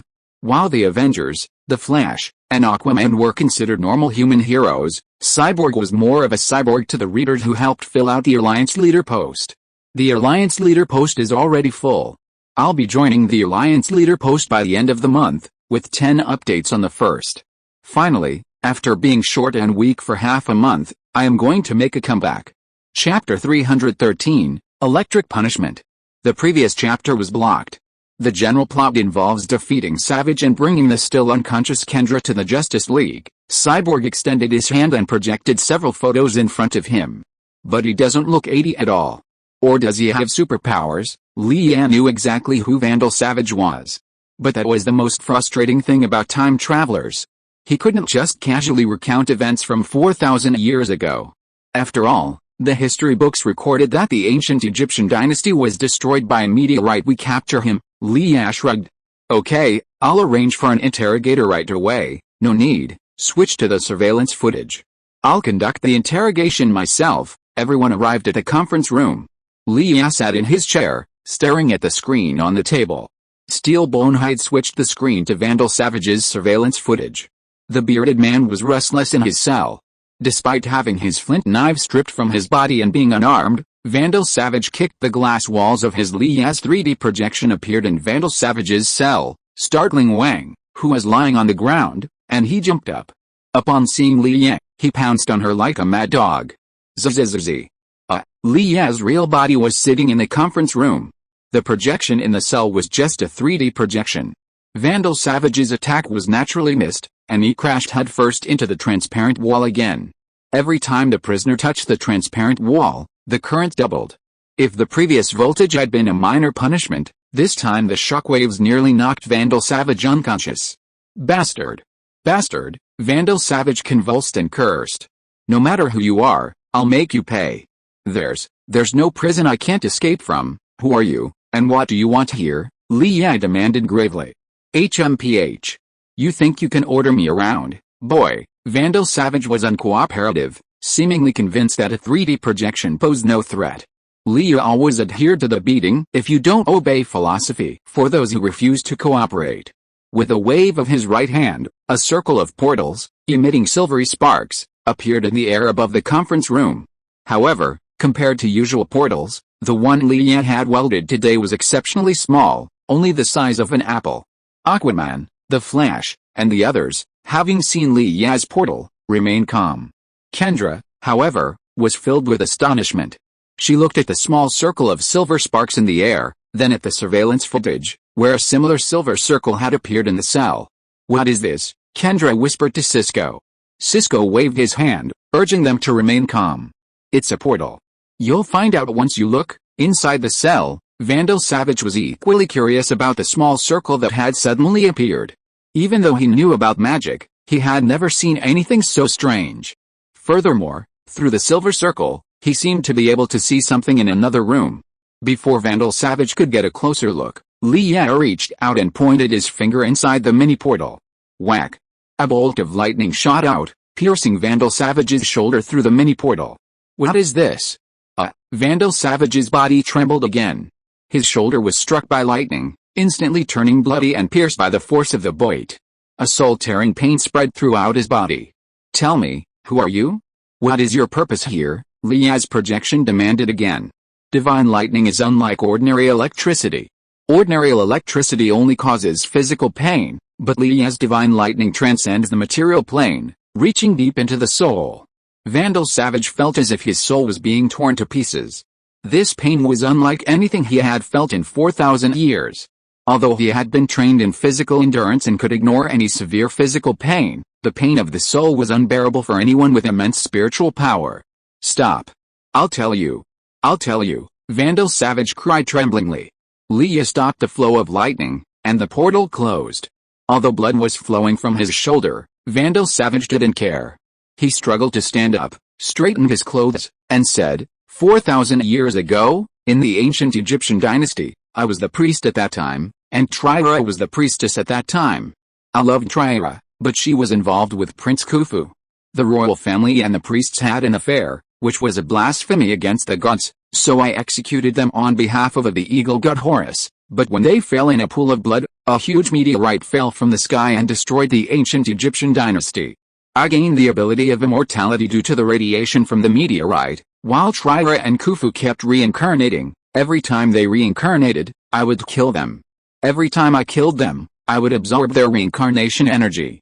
I have killed them a total of 206 times, including this life, and they can't escape. After explaining his origins, Vandal Savage stared coldly at Li Yi's projection. Now, you can hand over Tryra to me, or I will massacre the civilians of Central City. You can't kill anyone here? Li Yi scolded. Yes, I can't kill anyone here, Vandal Savage repeated softly, then suddenly leaped up, pouncing on the transparent wall like a nimble cheetah. Crash! The third time it touched the transparent wall, the voltage instantly exceeded the limit of human endurance. Li Yi and the others' expressions changed. Under the ultra-high voltage, Vandal Savage's body collapsed, blood splattered everywhere, and then, he suddenly disappeared. Announcement: 10 updates for New Year's Day. Extra updates for the newly appointed leader, Kitty Chinese website reader only the sea in my eyes. Chapter 314, Immortality. Did Vandal Savage disappear, or am I seeing things? Barry Allen, the Flash, asked uncertainly, staring at the empty screen. According to the prison's surveillance data, Vandal Savage's body vanished the moment he died. Even Kryptonian technology can't explain this phenomenon, so my theory is that he must have mastered some kind of magic, similar to how he teleports to a certain location after death and resurrects. Cyborg offered his opinion. To put it bluntly, this guy actually walked away. But Cisco and Kendra didn't care about magic or not. They were still immersed in the story Vandal Savage had just told them, or perhaps it would be more appropriate to call it a legend. This is impossible, this is impossible. The series of events weighed on Kendra's breath. She held her face in her hands and rubbed it vigorously. Everything that happened today is ridiculous. Ancient Egyptian priests, reincarnation, immortality. This completely overturns my previous concept, Kendra. Cisco wanted to comfort him, girlfriend, but Kendra waved her hand. No, no, no, I don't want to hear anything right now. I need some fresh air. With that, Kendra walked straight out of the meeting room. At Barry's glance, Cisco quickly chased after her. Arthur rubbed his chin. Wow, I didn't expect that frail bearded man to have lived all these years and still be immortal.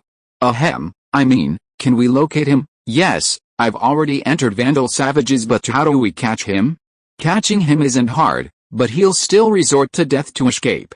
No wonder he says there's no prison he can't escape from, Barry thought carefully, finding the problem daunting. Then cut off the power grid, he can just bang his head against the ground and die. Then tie him up, he can bite his tongue, then. For a moment, Arthur and Barry seriously discussed how to prevent Vandal Savage from committing suicide and becoming a corpse, given his disappearance. A moment later, Leah projected a data file onto the conference table screen. I searched the government's database according to Vandal Savage's description, and then found a directory in the Pentagon's archives. What was written on the light screen was the directory index, Ancient Egypt destroyed by meteorites, Prince Khufu and the Priestess. This document is a research note written by Aldous Boardman, an archaeology doctor at St. Roch University 70 years ago. If you ignore this strange naming format, the content inside should be what we are looking for. Before Leah finished speaking, Arthur stretched out his hand and summoned the Trident of Poseidon. What are you waiting for? Let's go to the Pentagon to find this book. Sit down, Arthur. Leah rolled his eyes at the impatient king. Don't be impulsive. Have you forgotten that I can open a portal? After that, Leah once again demonstrated his welding skills. A small portal opened to the Pentagon, and then he quickly found the archival document and took it when he saw the opportunity. After dispersing the small portal, Leah patted the information on the file and threw it to Cyborg. Study it quickly and see if there is any way to break Vandal Savage's immortality. Kendra walked out of the Justice League, touching her forehead with a nervous breakdown. Are you okay? Cisco caught up, took Kendra's hand and gave her a hug. Don't worry, I'm here. You don't understand, Cisco. If what they say is true, and it really looks like it is true, then my life will be completely changed. Kendra, I understand how you feel. Actually, I'm awakening a kind of ability recently. What? Don't get excited, not many people know about this. I can perceive some images by touching others. In fact, when I first had physical contact with you, I felt the way you spread your wings. Of course, that's not what I want to talk about. I understand how you feel.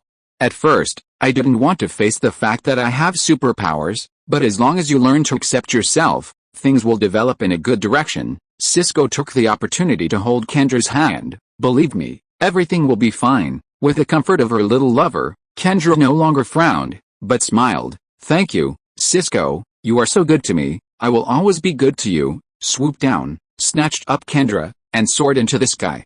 Kendra, watching his girlfriend soar from his lips, Cisco felt a surge of frustration. He wished he could soar into the sky and give the winged man a good beating. Unfortunately, Cisco couldn't fly. But he knew how to call out to his brothers. Lee, Barry, Kendra's been kidnapped. That guy must be Vandal Savage's accomplice. Receiving Cisco's call for help, Lee and the Flash exchanged a glance and vanished simultaneously. Arthur wanted to join in the fun, but this wasn't the ocean, so his speed was a bit slow. I've called up the satellite and locked onto the kidnapper. He's heading for Metropolis.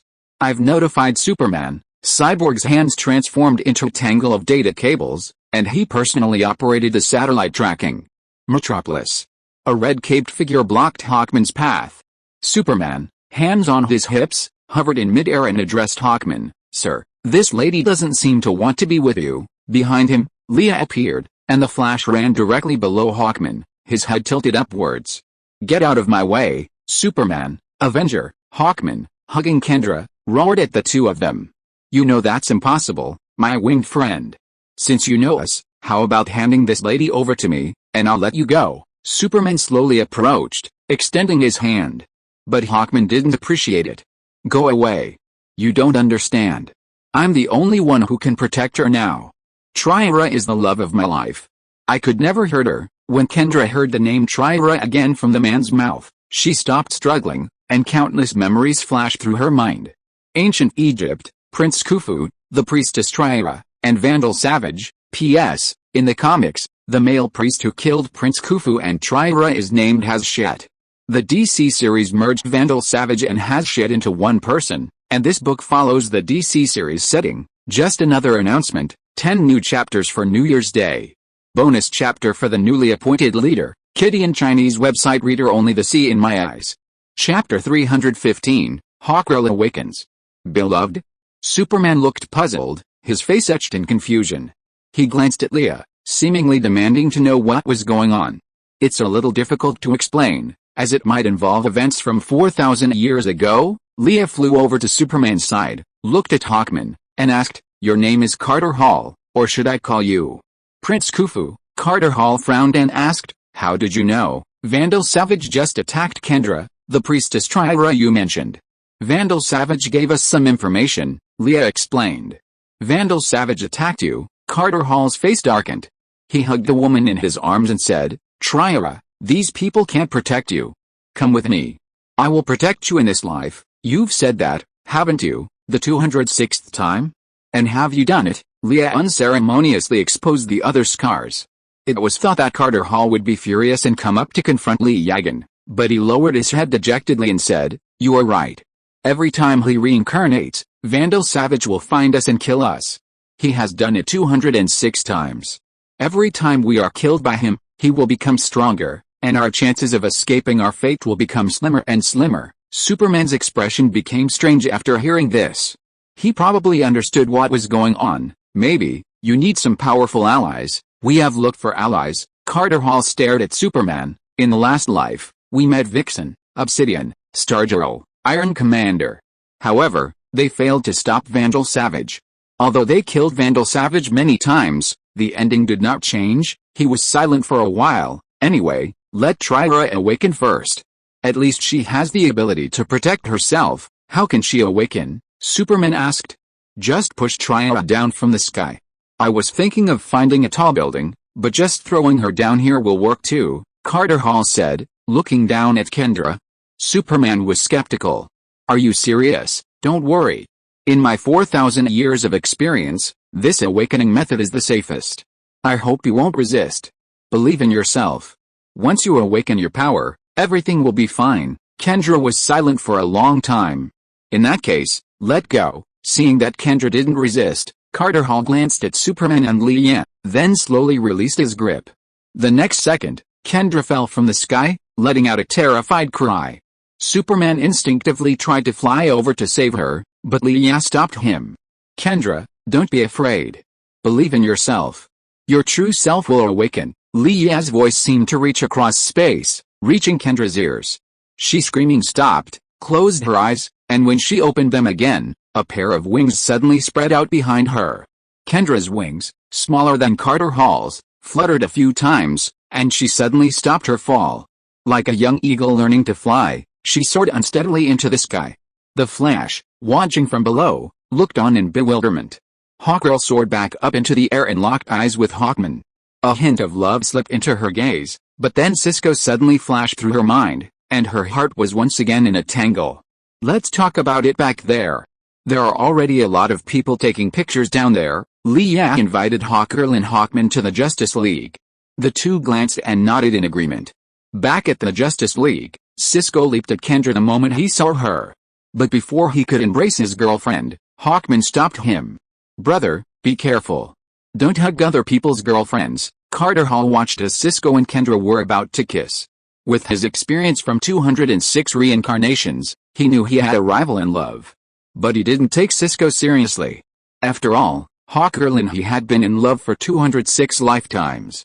Every time they awakened their powers and memories, they fell in love again, without exception. Cisco was furious after hearing Carter Hall's words. "What? Someone else's girlfriend? Kendra is my friend, the kind who kisses me all the time. Who do you think you are?" "Well, Cisco, this Hawkgirl, Carter Hall, is Kendra's lover from the 206th reincarnation." At this point, Leah couldn't bear to keep the secret from Cisco any longer, so she revealed the truth. Cisco's face immediately turned green, and he looked at Kendra with a questioning look. After awakening the memories of the 206th reincarnation, Kendra rediscovered her love for Hawkgirl, and the last person she wanted to face was Cisco. Although the two didn't speak, Cisco could see the clue in each other's eyes. His heart ached, but he forced a smile. Okay, I get it. Kendra, I wish you happiness. Everyone cast caring glances at Cisco, as if to say, brother, stay strong. This made Cisco's heart shatter even further, and he rushed out, covering his face. Barry, stay with Cisco. We'll take care of the rest. Leah gestured to Barry, indicating that Cisco needed him now, so go. Barry nodded and rushed out without hesitation. What do we do next? Arthur was getting bored waiting. Rather than focusing on the star-crossed lovers from 4,000 years ago, he would rather find the man who claimed to be immortal and kill him. We just need to wait for the satellite to find Vandal Savage. We've found a way to deal with him, Leah said. He and Cyborg had just studied Dr. Bodman's research notes and naturally found some useful information. Hey, you don't even believe he can be defeated, Leah couldn't help but complain, then knocked on the conference table a few times, and a light screen popped up. You should know the Staff of Horus, right? The light screen showed the illustration of the Staff of Horus from Professor Bodman's notes. Dr. Bodman believes that the sacred stone within the Staff of Horus was activated by an element in the meteorite, giving Vandal Savage tremendous power. The meteorite and the Staff of Horus gave Vandal Savage his power. So, as long as these two items exist, we can kill him. Chapter 316, 3 Strikes on Savage. In fact, this is also the method Legends of Tomorrow uses to permanently kill Vandal Savage in the official storyline. The meteorite grants him power, but it can also weaken it. However, a single death cannot completely eliminate Vandal Savage's immortality the 3 Savages times.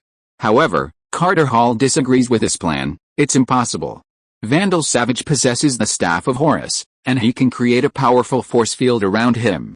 We can't even get close to him, although Vandal Savage has gained the energy of 206 reincarnations of Hawkerlin Hawkman, his strength still falls short of demigod status. It is only through the powerful Staff of Horus that he can repeatedly kill Hawkerlin Hawkman. Carter, I don't know how much you know about the Justice League. We have 3 gods, Superman and Speedster. Even if the Hawk God Horus were to appear in his true form, we would crush him to the ground, Leah shrugged. Hawkman Carter couldn't quite tell whether Leah was exaggerating or stating the truth. After all, in his faith, the Hawk God Horus was supreme. Horus was the king of the sky, his eyes seeing through everything. No matter how brilliant, they could only bow down before the Hawk God Horus. I believe in you, Carter sighed. He didn't want to be killed by Vandal Savage for the 207th time, so no matter what, he would fight back. I'll take Tryra to training first. She needs to relearn her fighting skills. Speaking of training, Cyborg, call back Karen and Fyra. Have them train Hawkerlin Hawkman, Leah instructed Cyborg. Hawkman Carter Hall looked puzzled and pointed at himself. I want to train too, of course. Believe it or not, a 14-year-old girl here can beat you to your knees and scream, Auntie, spare me, HMPH, you think too little of me. There's no point in saying more.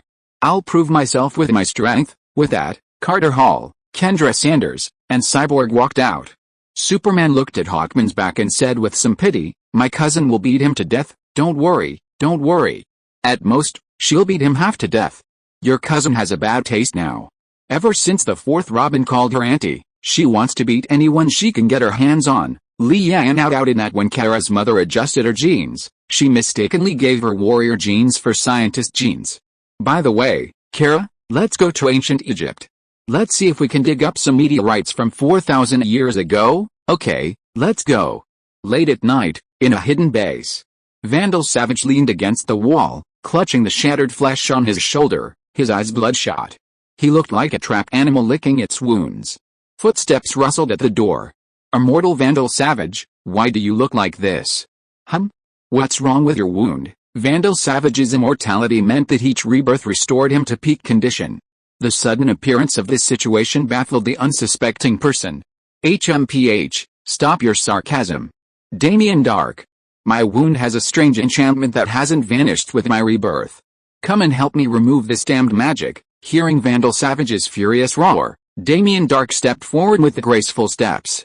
I'll help you dispel the enchantment, but I suppose you wouldn't mind a little interest, you? Vandal Savage could only accept Damien Dark's opportunistic behavior. But when Damien Dark attempted to absorb the magic from Vandal Savage, he felt a jolt of pain in his hand. Damien Dark flinched in pain, his eyes shimmering. Damn it. What the hell did you do to me? He could absorb any energy, but he preferred life energy. But when Damien Dark absorbed the residual magic from Vandal's shoulder, he discovered his own magic had failed. Resisting the temptation to consume this strange magical energy, Damien Dark absorbed Vandal Savage's life force while dispelling Leah's remaining divine thunder. Afterward, Vandal Savage was completely drained by Damien Dark. Alright, this strange magic has been dispelled. Now let me help you restart it. With that, Damien Dark gleefully twisted Vandal Savage's neck. 5 hours later, Vandal Savage reappeared at the hive base. Compared to his last appearance, he was at his strongest, clutching a scepter. The scepter was forged from gold, gleaming throughout.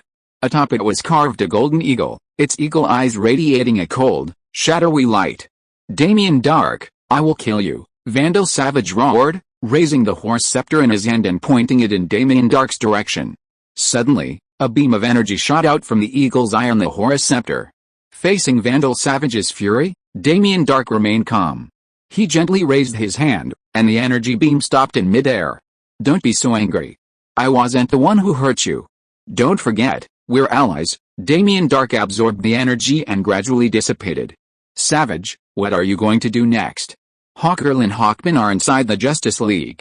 You can't force your way in, right? I can't force my way in, so I ordered them to hand them over, or I'll blow up Central City. Vandal Savage felt he had the superheroes in his sights. They're always soft-hearted and incapable of great things. Damien, rally the Hive's forces. You have no right to command me, Savage, Damien snapped. HMPH, don't forget who saved you from Reshko's sword when you defected from the League of Assassins, and who helped you establish the Hive. Vandal Savage's face darkened. He struck the staff of Horus hard, and a powerful energy emanated from Damien Dark, causing him to feel immense pressure. The power of the Eagle God Horus is beyond your imagination. What I just said was just a warning. Damien Dark, if you dare to provoke me again, I will turn you into ashes. 10 updates for New Year's Day, drafts in progress. Chapter 317, The Batmobile Explodes. Brother's Eye has detected an unusual energy reading. Batman appeared in the command room and transmitted the data to Cyborg. Upload it to me. Cyborg immediately analyzed the energy data captured by Brother's Eye. Location, in the jungle north of Star City.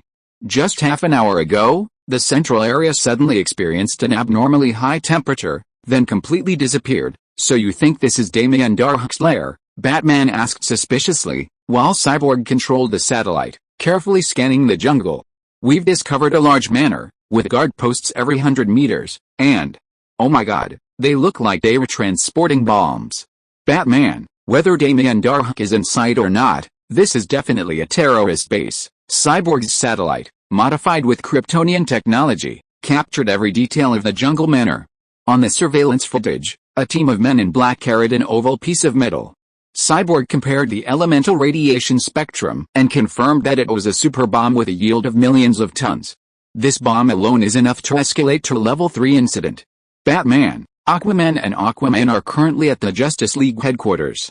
Do you need them to accompany you, Aquaman? Aquaman, Batman, who often preferred to be alone, heard these two unfamiliar code names and asked, when did we get new members? Batman, you should have read the report on the Deep Sea incident a month ago. Aquaman Arthur Curry and Aquaman Mara were serving as emissaries from Atlantis, establishing friendship with the civilization land. Aren't Superman and the Avengers here? They're in ancient Egyptian ruins, searching for a 4,000-year-old meteorite. What about Fire and Kara? They're training Hawkgirl and Hawkman. Batman was stunned for a moment before asking, who are Hawkgirl and Hawkman? Just 2 hours ago, the Flash's friend, Cisco. Cyborg briefly told Batman the story of Hawkgirl and Hawkman when it came to the 4,000-year reincarnation part. Batman was speechless. However, after experiencing a series of events like the alien invasion and the wars instigated by the ancient gods, Batman's nerves were as strong as steel, and he was no longer surprised by any danger. So, now we have another opponent, an immortal one. Batman rubbed his brow with a headache after hearing Cyborg's explanation, as if pondering how to defeat an immortal being. Don't worry about that. The Avengers have found a way to eliminate Vandal Savage.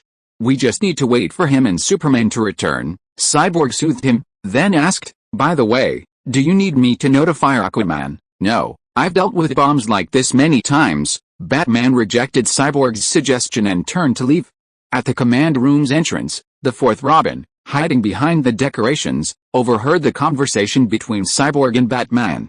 He silently noted the suspected base of Damien Darhk, then turned on his communicator. Justice League Extras, this is Robin, urgently mobilizing Deadshot, Katana, and Balrog. I'm going to take out a terrorist base. Damian Wayne, the fourth Robin, still harbored a grudge against Damien Darhk for his ambush. Upon hearing that there was a suspected Damien Darhk base in Star City, he ignored everything else and immediately on his men to go and destroy the place. In Central Cold City, a black commercial vehicle drove to the edge of the city. Behind it, a Batmobile caught up. It's Batman. Take him down. The men in the black commercial vehicle spotted the Batmobile from behind, rolled down a window, pointed two Uzi submachine guns at the rear, and pulled the trigger. Ta-ta-ta. Flames flickered, and bullets rained down from the submachine guns. Batman's expression remained unchanged. His Batmobile wouldn't be harmed by a single RPG, let alone a burst of submachine gun fire. You can't get away. Inside the Batmobile, Batman reached out and pressed a button. Two cable forks appeared on either side of the vehicle's front, whizzing towards the commercial vehicle in front. Bang! Aggressively towards the Batmobile. Batman remained impassive. Just 7 men, daring to transport a bomb? Did they know there was a vigilante group called the Justice League? Despite his thoughts, Batman opened the door and exited the vehicle, sent the defenseless Batman flying, sending him plummeting to the ground. What's going on? Why is my Batmobile? Batman climbed to his feet and saw a bearded middle-aged man in a black trench coat leisurely approaching from behind the shattered Batmobile. This man was, of course, Vandal Savage, clutching a golden scepter. He approached Batman. To capture Batman alive, you should have sent more men, but it makes no difference. If the Justice League doesn't hand over Hawkgirl and Hawkman to me within 2 hours, I will blow Central City to the ground. Oh, and, you, the Bat? Batman rolled to his feet and wordlessly tackled the 7 men in black. His movements were fluid and seamless. After dispatching the surrounding minions, Batman reached from his waist and pulled out 6 bat blades, hurling them at Vandal Savage. A trifle, with the bat knives flying in midair, Vandal Savage raised the Staff of Horus and slammed it against the ground. A buzz. A circle of blue energy suddenly spread out from the staff, and the 6 bat knives in midair suddenly veered, hurtling towards Batman. Boom. Boom. Boom. The bat knives exploded, sending Batman stumbling back.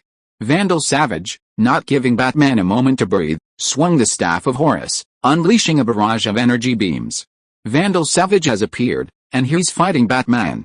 Aquaman, Aquaman, Batman needs backup. At the Justice League's Earth headquarters, Cyborg was monitoring the Black Van via satellite. After Vandal Savage obtained the Staff of Horus, his combat power skyrocketed, and his combat style leaned towards that of a mage, with unlimited mana and no cooldown. If you are listening to this novel on a channel other than Fanfic World, it means it was downloaded and re-uploaded without effort. We warmly invite you to visit our channel, Fanfic World. There you will find the original version of this story and many other novels of various genres. We look forward to seeing you dive into a world of incredible novels. Chapter 318, Scepter of Horus. Batman's strength wasn't lacking, but he was a bit weak against Vandal Savage, a man capable of both close combat and ranged combat, prone to scurrying to the point of death at the slightest provocation. Surrender, Batman, or I will immediately drop this super bomb into the heart of the city, and countless civilians will be horribly killed by your resistance. Vandal Savage swung the Staff of Horus, bombarding with a barrage of energy. The staff's power was so immense that even Batman, clad in his Kryptonian alloy armor, couldn't withstand its might. He could only dodge. Boom. Boom. Boom. A series of dark blue energy beams narrowly missed Batman's right arm, instantly dissolving the indestructible Kryptonian alloy. Batman's face flushed red with pain as he struggled to dodge. Vandal Savage, however, wore a sinister grin. Batman's modern weapons were rendered ineffective by the Staff of Horus, and he toyed with Batman like prey. 2 piercing sounds echoed through the sky as Supergirl Kara and her lieutenant, Fiora, descended, ripping the ground into ripple. Then, Hawkman and Hawkgirl appeared, accompanied by Aquaman and Aquaman, respectively. Vandal Savage, today is your day. Enemies meet, and envy flares. Seeing the man who had killed him 206 times, Hawkman's rage surged, momentarily. Forgetting all the combat instructions Kara had given him, Hawkman raised his Langai hammer, spread his wings, and lunged at Vandal Savage. Savage sneered, 4,000 years, and you haven't improved at all. Vandal Savage stepped back, dodging Hawkman's attack, and swung the Staff of Horus, striking Hawkman in the back. Bang! A burst of energy erupted, sending Hawkman's body tumbling, his back a bloody mess, and his wings retracted. Seeing this, Kara stomped the ground in anger and charged at Vandal Savage like a cannonball. You so-called heroes are so heartless. You let a little girl die? Vandal Savage raised the Staff of Horus at Kara, and a beam of energy as thick as a bowl came crashing down. Kara raised her hand to block it, attempting to charge forward. However, as soon as the blue energy made contact, Kara grunted, and her petite body flew backward like a kite with its string cut. Fortunately, the sun was shining, so even if she was hit directly by the magic, she was not seriously injured. Fire-Ra quickly pulled Hawkman away, while Aquaman Arthur Curry unsheathed the Trident of Poseidon and lunged at Vandal Savage. Bang! The Trident of Poseidon and the Staff of Horus collided in mid-air, sending a dazzling burst of energy blasting out like a hurricane. What's with a bearded man's weapon? Fire-Ra asked, seeing that Hawkman was unharmed. That's the Scepter of Horus, the Hawk God. Legend has it that the two gems on the scepter are his eyes. Hawkman stood up and explained. Both wielded divine weapons, but Aquaman Arthur Curry's own strength surpassed Vandal Savage's. Therefore, when wielding both divine weapons, Aquaman Arthur Curry held a certain advantage, aided by the assistance of Aquaman Mera, and occasionally supported by Kara's remote heat vision. Vandal Savage, beset by the assault, was in a state of panic. He raised the Scepter of Horus high and slammed it into the ground. Buzz! A terrifying burst of energy ignited the ground, burning it to ash. If anyone else had come into contact with it, present, save for the two Kryptonians, would have been incinerated. Aquaman Arthur Curry twirled Poseidon's trident and stabbed the ground with a spike at the end, slowing the spread of the energy burst. It's useless. The power of the eagle god Horus is beyond your reach. You only had to hand Tryra and Khufu over to me. You're courting death, no one else to blame. Vandal Savage's voice was icy. Aquaman Arthur leaned forward, lowering his feet to the ground, trying to counter the energy burst. However, this wasn't the ocean. Aquaman and Poseidon's trident could only exert half the power. Damn it. Can someone get me some water? Aquaman's feet plowed a deep furrow in the ground. Despite his might, he was moving backwards faster and faster. Supergirl Kara and his lieutenant, Fire-Ra, stood behind Aquaman, their eyes narrowed. 4 blazing beams of light fell on the energy ball, but they couldn't stop its spread. Where are Brother Leia and my cousin? They're not here at this hour. Kara clenched her hands, continuously emitting heat vision. We're 2,000 meters beneath the ancient Egyptian ruins. Kara, hold on, we'll be there soon. Leia's voice suddenly rang out over the comms channel. A resounding explosion followed, and the next second, a ring of silver sparks appeared behind them, like a welding machine creating a portal in the air. Leia and Superman emerged one after the other. Seeing this, Leia tossed the blue meteorite to Superman. Then, extending a hand, a silver spear materialized, infused with divine power and thunder, and thrust it fiercely at the energy of Horus's staff. Boom! All the energy exploded instantly.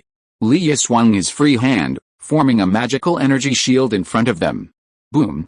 The road beneath their feet was blasted into a crater, and hundreds of meters of surrounding trees were instantly incinerated, vanishing into thin air, like a bomb-ravaged wasteland. It's you? Vandal Savage's face fell upon seeing Leia. He had nearly incinerated Hawkgirl in Hawkman trash, only to be stopped by Leia. Yes, it's me, Vandal Savage. Look what this is. Leia pointed at the blue meteorite in Superman's hand. Hawkman sensed a familiar aura from the meteorite and suddenly thought, this is the meteorite that destroyed the ancient Egyptian dynasty 4,000 years ago? Yes, it's the same meteorite that can break Savage's immortality. Leia appeared in front of Vandal Savage in a flash, reaching out to grab him. Savage sneered, gripping the Staff of Horus tightly. A powerful surge of energy erupted, bringing a powerful impact. He grasped the staff with both hands and smashed it upwards towards Leia's right hand.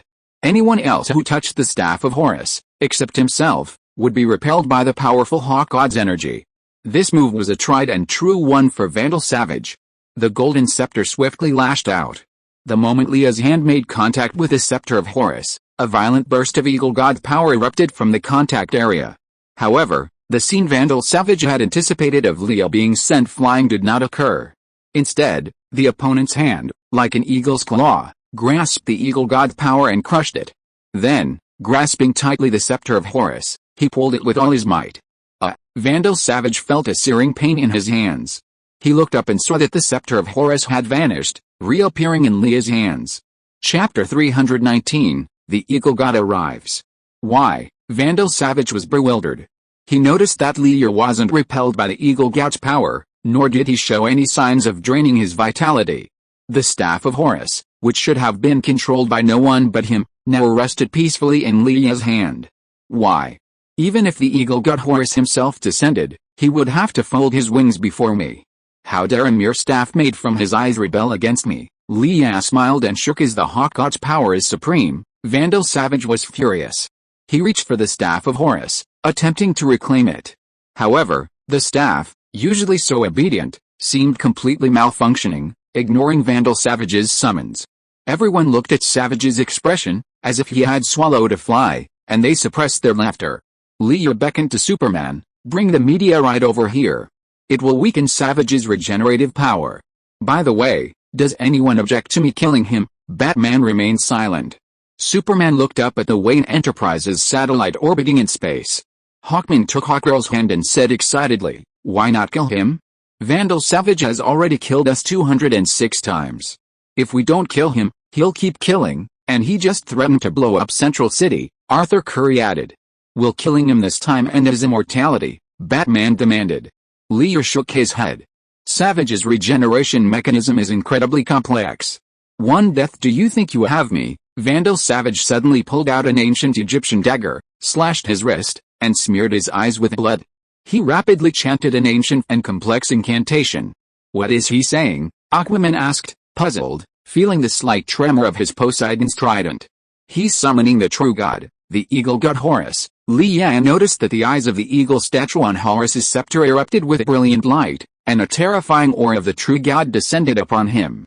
"Lee, aren't you going to stop him?" Mira felt this was the best chance to defeat Vandal Savage. However, Lee waved his hand, signaling not to act rashly.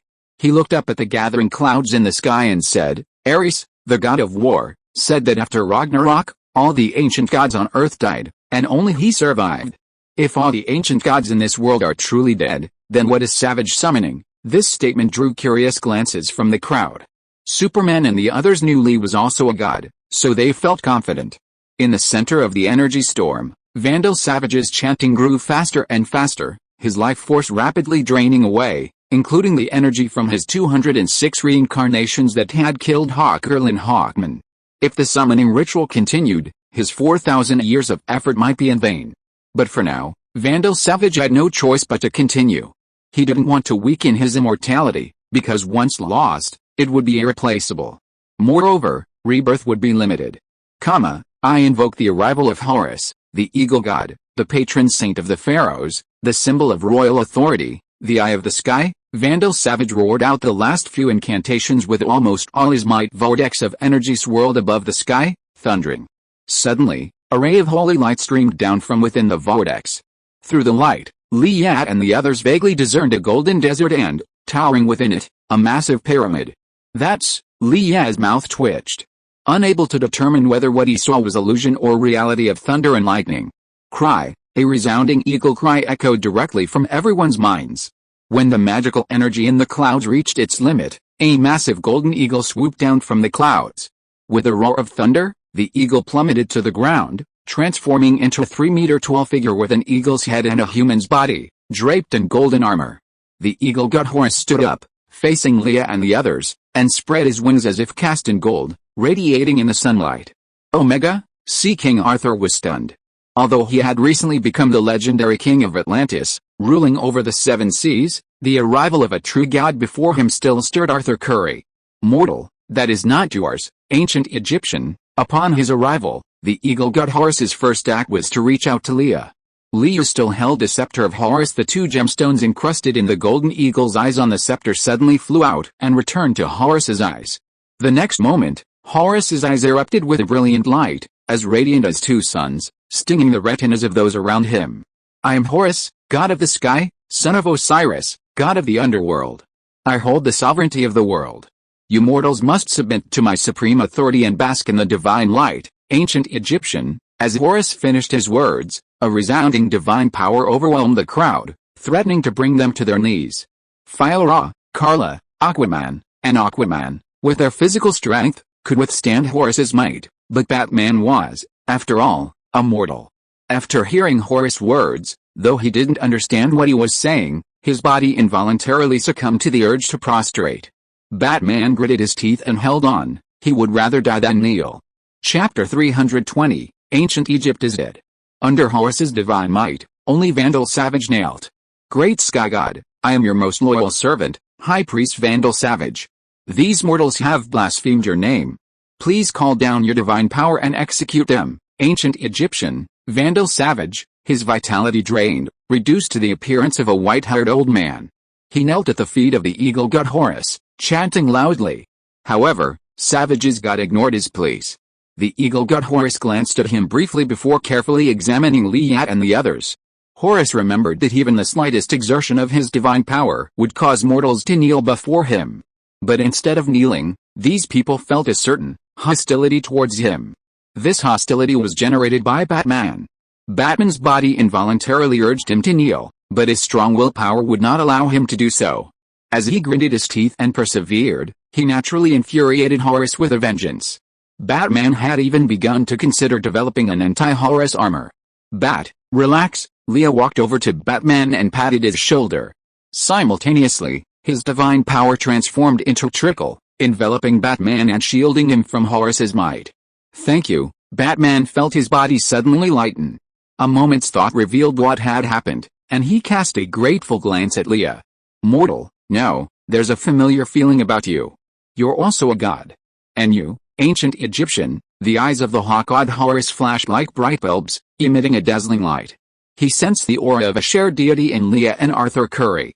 However, Leah and Arthur belonged to the Greek pantheon, while the hawk god Horus belonged to the ancient Egyptian pantheon. While their godhoods shared a common origin, their forms differed markedly.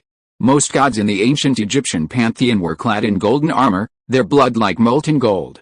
They were more adept at close combat than their Greek counterparts, making them true god warriors. Yes, Arthur and I are indeed gods. Horus, two of the only three gods left in this world, where have you been since Ragnarok? And the world I saw when you descended, was it real, or an illusion? Ancient Egyptian, to avoid communication barriers, Leah spoke to Horus in ancient Egyptian. His real concern was Horus's origins. After all, Ares, the god of war, had told him that after Ragnarok, there would be no other gods on earth. I come from the central court, the temple of Letopolis, Horus's voice boomed. But, the ancient Egyptian central court was destroyed by a meteorite 4,000 years ago? Leah tilted his head, motioning for the eagle god Horus to look around. Welcome to the 21st century. Hearing this, the eagle god Horus froze for a moment, then shifted his gaze. His eyes, vast as light bulbs, could take in tens of thousands of kilometers of land at a glance. After just one glance, the eagle god Horus was stunned. The mortals remained the same, only their skin color and clothing had changed.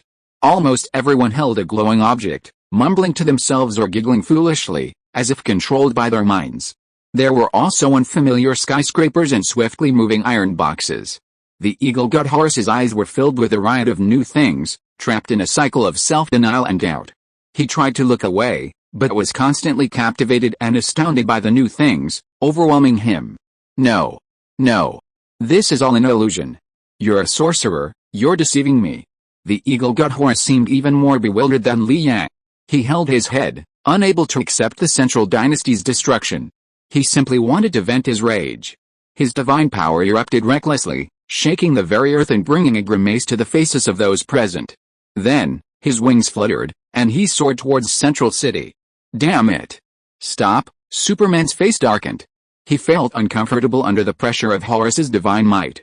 If you were to fly into the city, a mortal would surely be crushed to dust by the raging divine power. This ancient Egyptian god had no regard for mortal life. Before he could finish his words, Superman was the first to rush out, blocking the eagle god Horus's path. Get out! The enraged Horus swung a fist at Superman, A fist so massive it was bigger than Superman's head. The fist fell like a meteorite, its overwhelming momentum. Superman raised his hands, forcibly blocking Horus's blow. With a loud bang, Horus's fist abruptly stopped, Superman holding it in midair. What? Behind him. The smallest of them launched a flying kick, striking Horus in the back. Bang!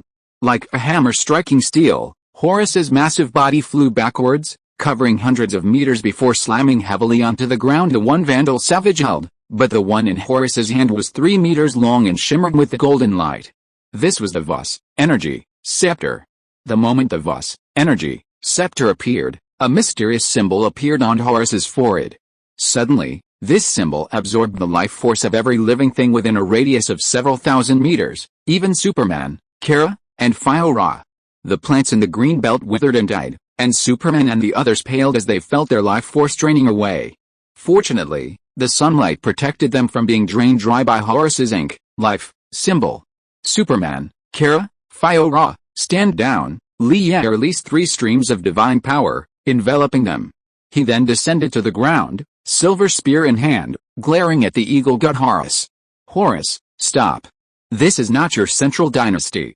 You cannot act recklessly. These words sounded like a monstrous joke to Horus, who threw his head back and let out a resounding laugh. He then declared, I am a god. Even if the central dynasty falls, I can establish my own dynasty here. As for you, young god, if you don't want to help me establish a new kingdom, don't stand in my way.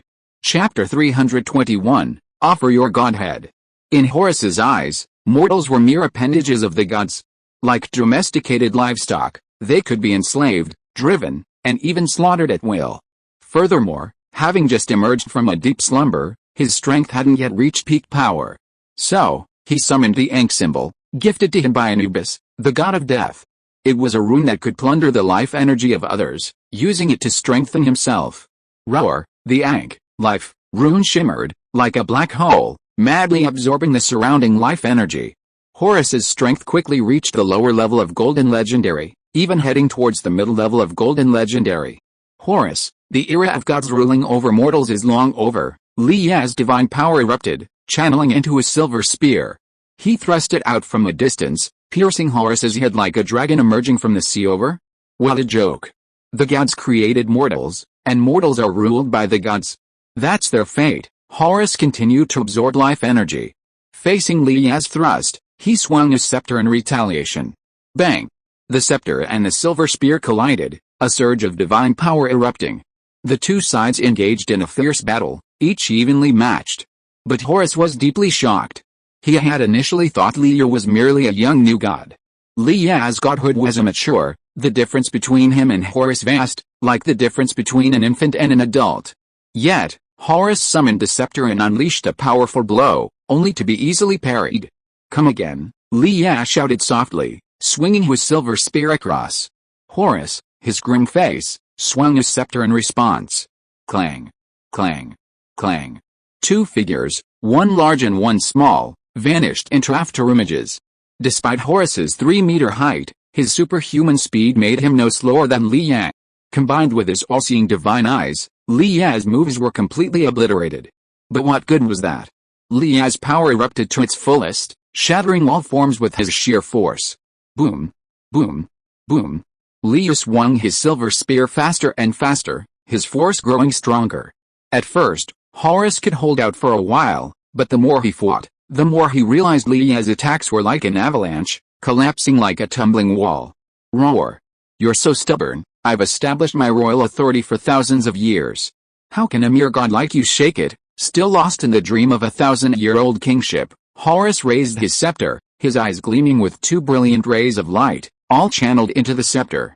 Then, as if losing a significant amount of energy, Horus's golden feathers dimmed considerably. He swung the terrifying divine power. Horus is serious. This beam of divine power, imbued with the essence of the eye of the sky, was Horus's most powerful killing move, capable of severely wounding even the Ennead gods of ancient Egypt. God of punishment, with a crash. Thunder descended from the sky, Lea's eyes glowed silver, and his entire body was bathed in a dense hail of lightning. His suddenly increased, a trail of lightning trailing behind him. But Horus's essence locked onto Lea, And no matter how Leah dodged, he couldn't escape. Since he couldn't avoid it, he didn't hide speed anymore. Leah, in his celestial state, once again unleashed divine power, activating his unique ability, Hulk's Fury. This unique ability, born from the fusion of Hulk's genes during Leah's time in the Marvel Universe, boosted all of his attributes by 30%. It's useless, young god. Your godhood is too weak. Give up resistance. If you will only serve me as your king and offer me your godhood, I will spare your life. Horus's golden face dimmed, but his aura was supremely powerful, like a king in the sky, overlooking the earth. If he could seize Leah's godhood and nourish himself, Horus would quickly return to peak strength, perhaps even surpass it. Leah's expression remained calm, unmoved. He raised his silver spear and pointed it toward the sky. Thunder. Divine punishment. With a roar, countless lightning bolts rained down from the sky, covering a distance of thousands of years. The entire sky was illuminated, and countless lightning bolts converged, gradually forming a gigantic killing beast, tens of meters long, spanning the sky. Roar, and the killing beast collided. Horus expected the killing beast, composed of lightning, to be pierced by the light.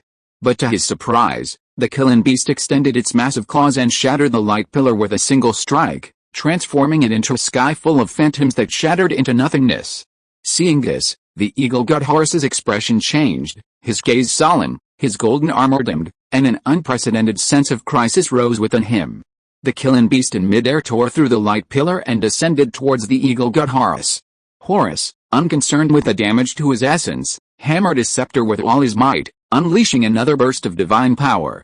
Boom! The unicorn beast crashed down, enveloping the earth in a dense web of lightning.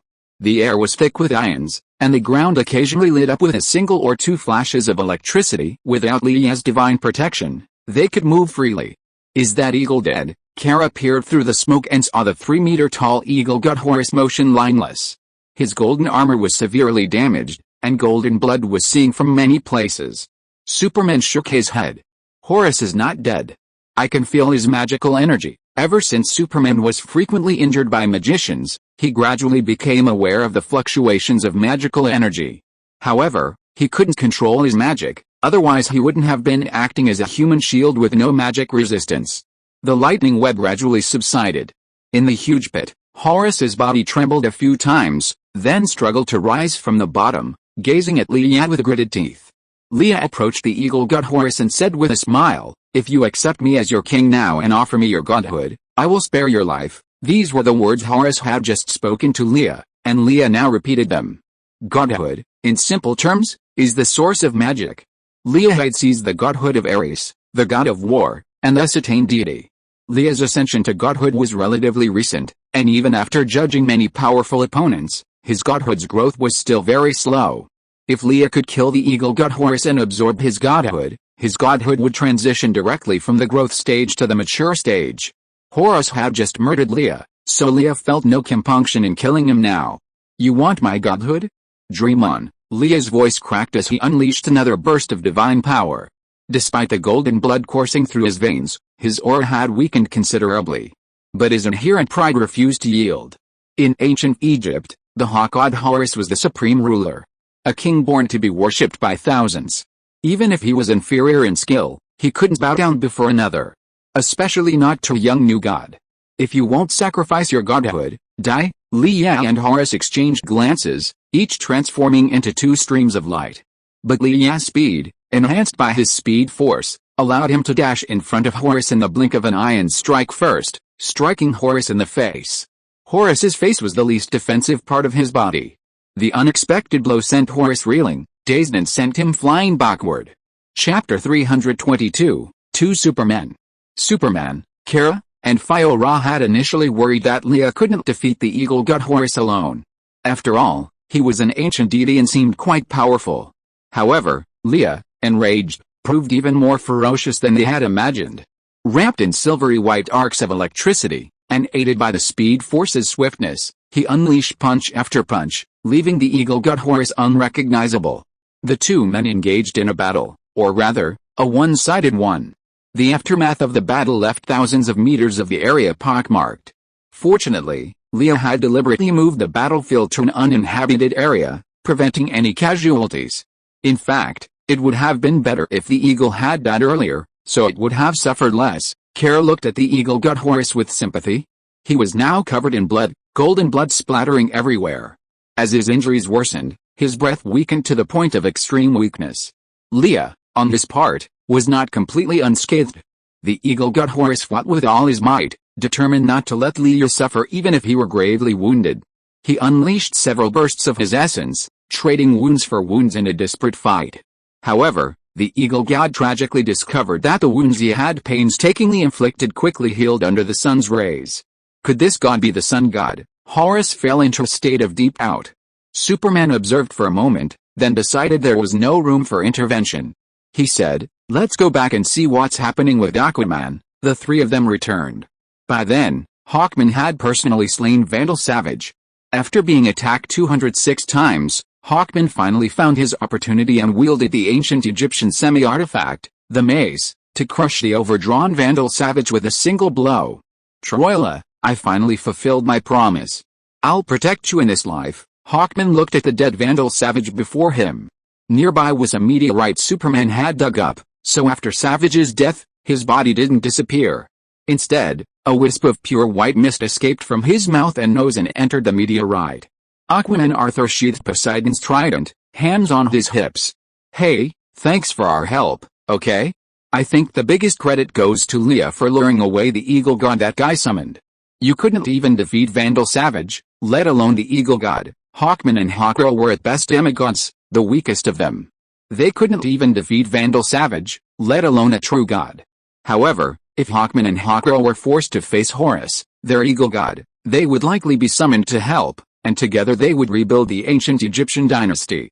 "Superman, there's something wrong with this meteorite." Batman noticed a sudden burst of intense blue light.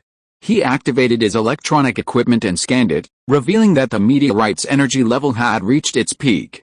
"It's going to explode, don't worry, leave it to me," Superman declared, having dealt with this sort of situation countless times. "The sentry's dead. Brothers, charge." Robin IV pulled out two batons and led his men into the manor.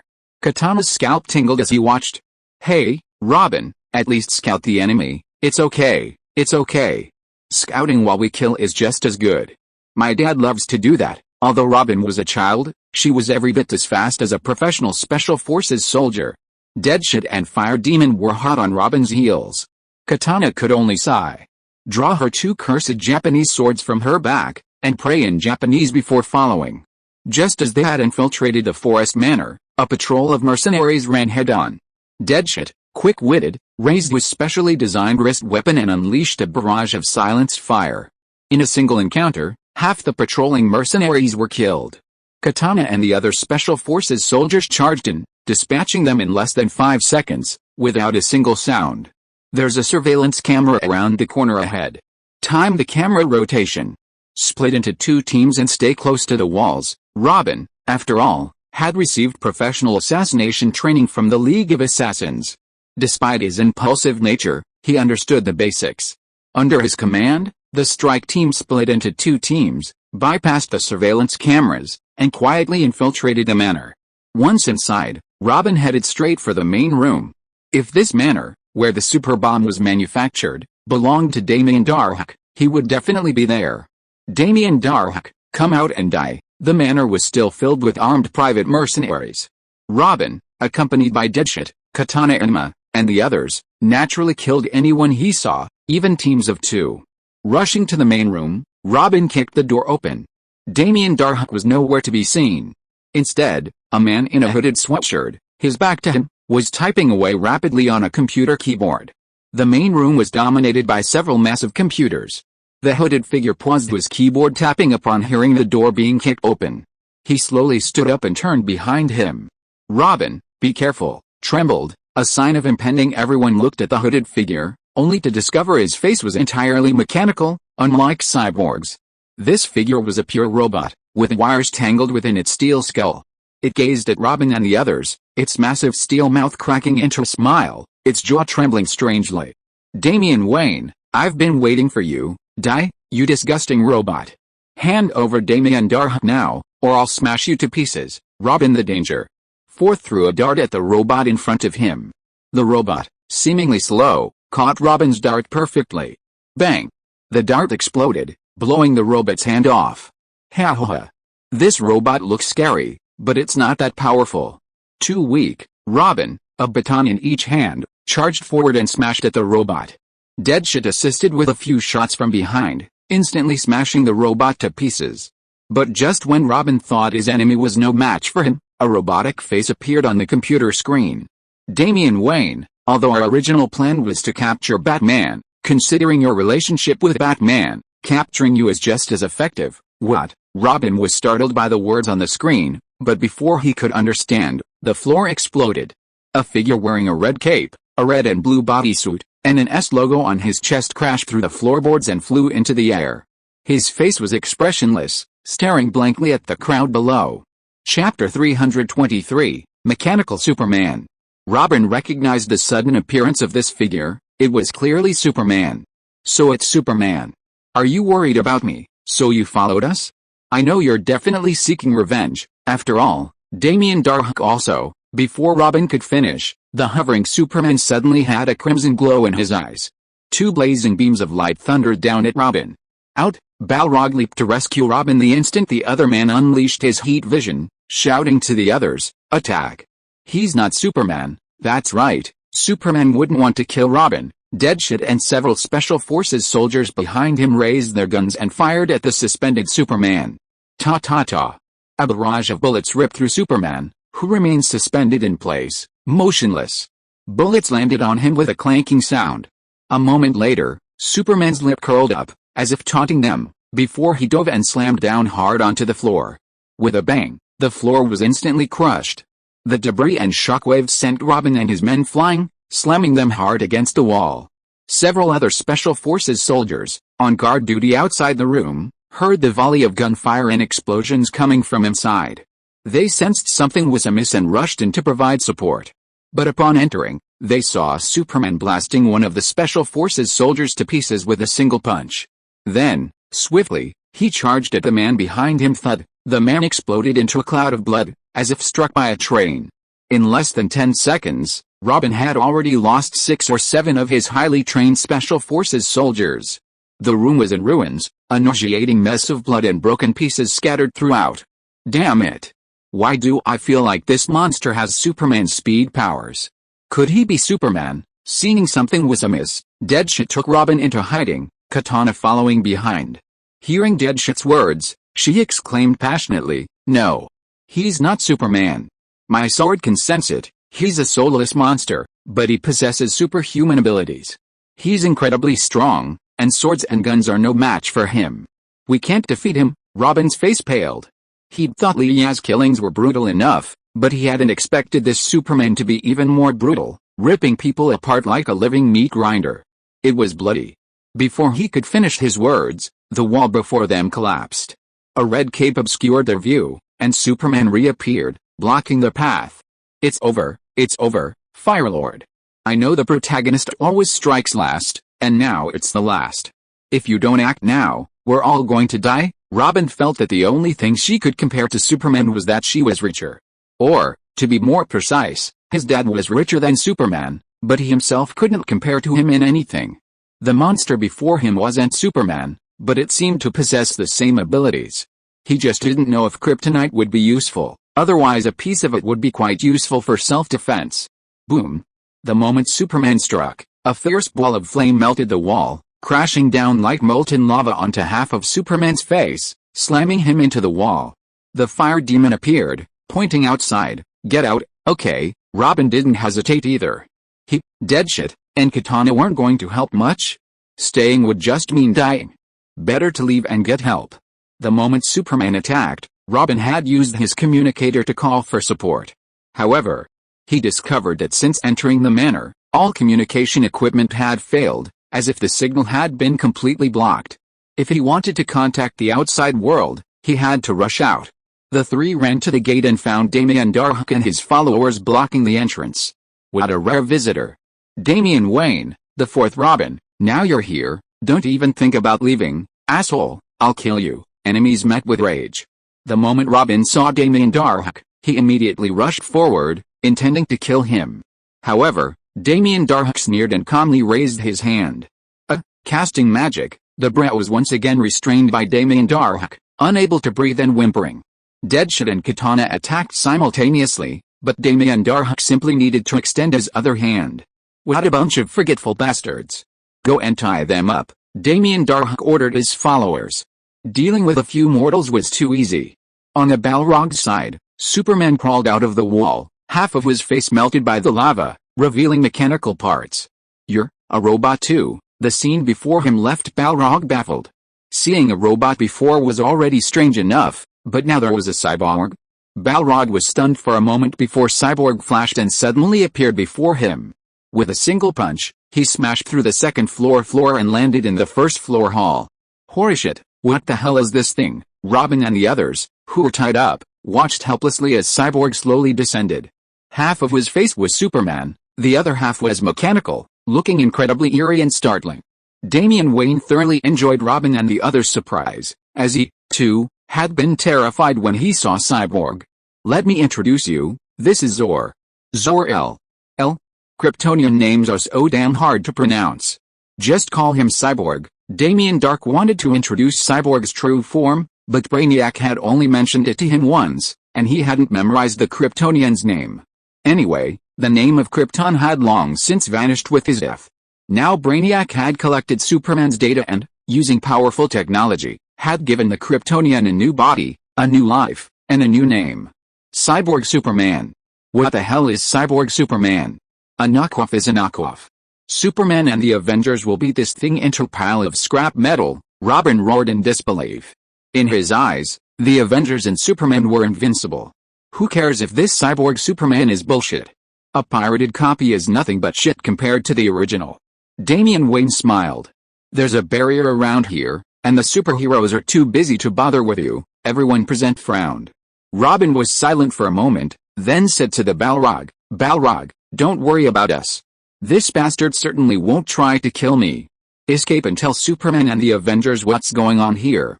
Go on your own. Robin's words made Damien Darhk, confident of victory, chuckle. I have Superman on my side, how could you possibly escape? Before he could utter the last word, the Balrog roared. Lava billowed from his entire body, his body instantly energized, transforming into a molten giant about 3 meters long, ablaze with flames. Omega? Damien Darhk looked up at the transformed Balrog, his face suddenly frozen. Chapter 324, Flame Demon vs. Robot Superman. The Fire Demon, Chato Santana, possessed the ability to transform himself into flames. He could transform into a giant molten lava, unleashing immense power. However, each transformation consumed one of his tattoos. Once all the tattoos disappeared, the Fire Demon would die. Facing Cyborg, the Fire Demon, Chato Santana, had no choice but to transform into his lava form to escape. Damien Darhk looked up at the transformed Fire Demon, his expression grim. He instinctively reached out to cast a spell to restrain Roar. Feeling the restraining force of his magic, the Fire Demon turned and roared at Damien Darhk, erupting with boiling lava, heating the entire room. Cyborg, kill him! Damien Darhk blocked the Fire Demon's lava jets and waved to his men, teleport the son of Batman to Brainiac's ship. The rest of you, go and kill this fiery man. Cyborg flashed and slammed into the Fire Demon. With a resounding bang, a torrent of lava exploded, setting the house ablaze with sparks. The Balrog flew backward as if struck by a heavy truck, his massive arms flailing and shattering everything around him. Cyborg persisted, his eyes glowing red once more. Heat vision burst forth, aiming at the Balrog's head, attempting to pierce it. However, 2 blazing beams of light struck the Balrog's skull, failing to penetrate. Instead, as if energizing it, the heat energy absorbed by the Balrog formed 2 horns on his head, resembling a crown, churning with heat waves. Roar! The molten Balrog slapped down, and Cyborg raised his hand to block. Bang! The scorching shockwave spread. Damien Darhk observed the surroundings, deciding not to participate in the conflict. A battle between the Balrog and Cyborg would inevitably destroy the manor. The base would not hold out for long. The basement and grabbed his totem statue, a bust resembling an ancient Native American deity. Damien Darhk offered the statue his daily blood offerings to gain the powerful magical powers of immortality. Carefully storing the statue, Damian Wayne planned to flee. He had to flee real Superman. But Superman wasn't the sole leader of the Justice League. There were also the Avengers, Wonder Woman, Cyborg, Aquaman, Shazam. Let's go. Damien Darhk, holding the totem statue, confronted several of his closest associates in the basement, along with the captives Robin, Deadshot, and Katana. The battle between Balrog and Cyborg upstairs was earth-shattering, and the aftermath could be felt from the basement. Damien Darhk ignored the battle above. He pulled out a button etched with a Brainiac symbol and reached out to press it. It shouldn't be a bomb. Hesitantly, Damien Darhk pressed it. Suddenly, a strange force field appeared around them. Everyone present felt a powerful pull, their vision blurred, and they suddenly disappeared. Damien Darhk, Robin, and the others teleported away, pierced his chest, and blood splattered like molten lava. Cyborg hovered in midair, save for the previously burned half of his face. Half of his arm, and half of the S symbol on his chest, had also melted, making him look like a monster, half normal Superman, the other half a mechanical monster. The Balrog struggled on the ground for a few moments. Cyborg reached out, broke a pillar, and swung it at the Balrog. Facing the Cyborg's incoming blow, the Balrog raised his hands to block. Bang! Bang! Bang! With each impact, the fire demon's hands were blasted with magma, their arms crumbling. A final, full-strength blow shattered both of his arms face down, emitting the final bursts of magma. Hey! You're the weakest creature, Cyborg rasped, taking a deep breath and then forcefully exhaling. A burst of frigid air erupted from his mouth, meeting the fire demon's magma. A violent collision erupted. The freezing breath collided with a fiery jet of magma. The two opposing forces suddenly exploded. At Justice League headquarters, Cyborg monitored the situation from both sides. Vandal Savage was killed by Hawkman, Superman sent an exploding meteorite skyward, Leo was beating the Hawk on Horus, and Robin led a team to raid a criminal's lair. But then, Forest Manor suddenly exploded, raising the surrounding forest to the ground in an instant under the terrifying onslaught of flames. A mushroom cloud rose from the outskirts of Star City. Wow, Cyborg, usually calm, couldn't contain himself and cursed unconsciously. How could Forest Manor explode out of nowhere? Why did it explode? Did Robin detonate a nuclear bomb or something inside? Damn it. I wonder if Robin is still alive. That kind of explosion, he probably wouldn't survive. Cyborg slapped his forehead, suddenly feeling his computing power was insufficient. What should he do? After a moment's silence, Cyborg notified the Star City police. After all, there was a suspected nuclear bomb explosion at Forest Manor. Although the bomb's yield wasn't significant based on the blast radius and didn't affect Star City, isolation measures still had to be implemented. As for Batman, Cyborg hadn't contacted Batman yet when Superman sensed the explosion in Star City. He contacted Cyborg and asked, Cyborg, what's with the explosion in Star City? Was it Vandal Savages? No, Superman, it's the terrorist base we discovered earlier.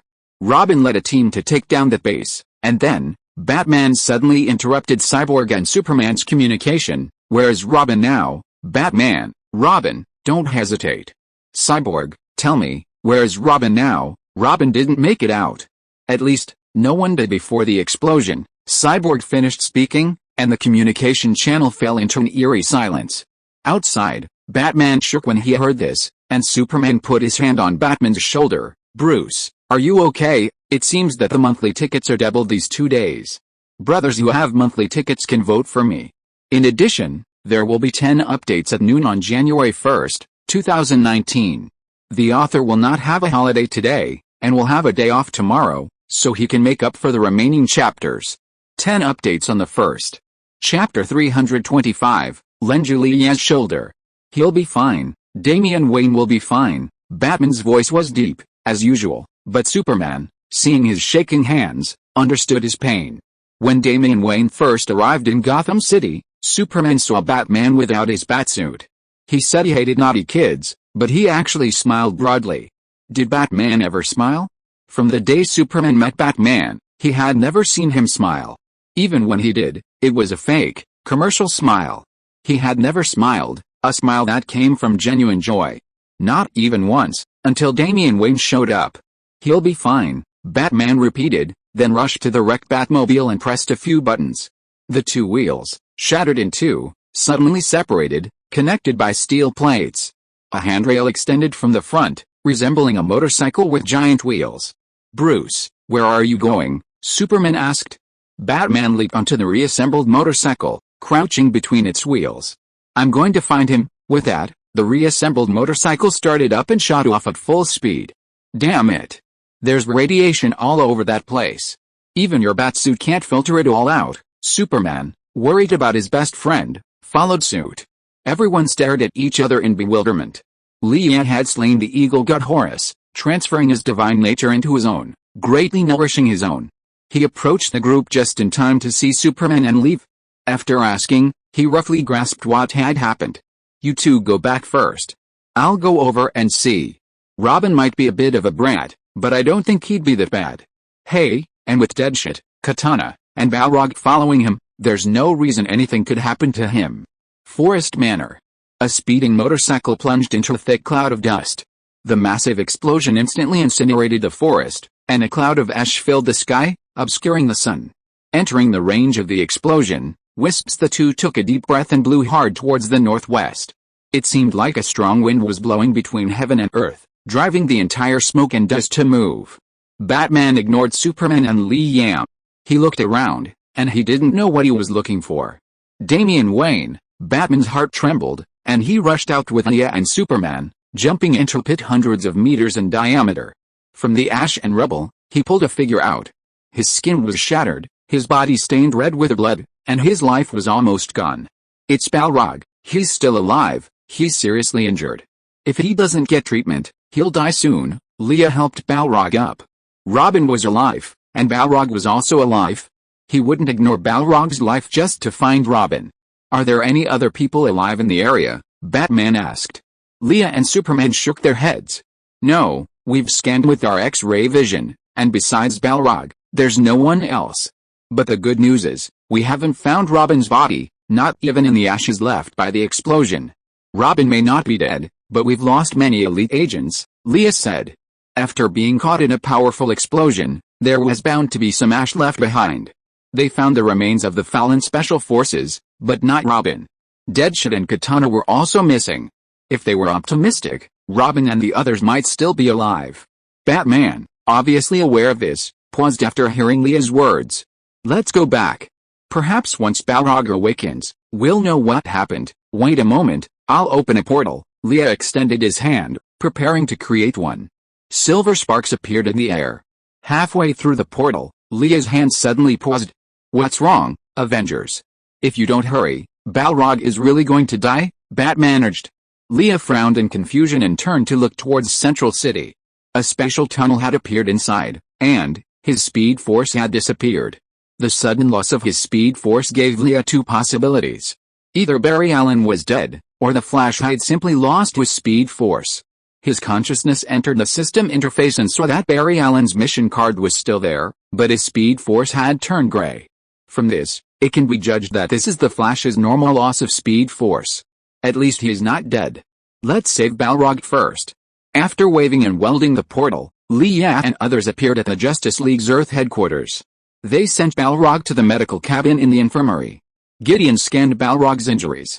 Mr. Balrog has 36 broken bones, 21 of which are comminuted fractures, and his internal organs are shattered. Even for a powerful superpower like him, he is not out of danger with such injuries. "How long will it take to wake him up?" Batman asked anxiously. "It'll take at least 5 days to wake up." 5 days? That's too long, Batman fretted, and Superman grabbed his arm down.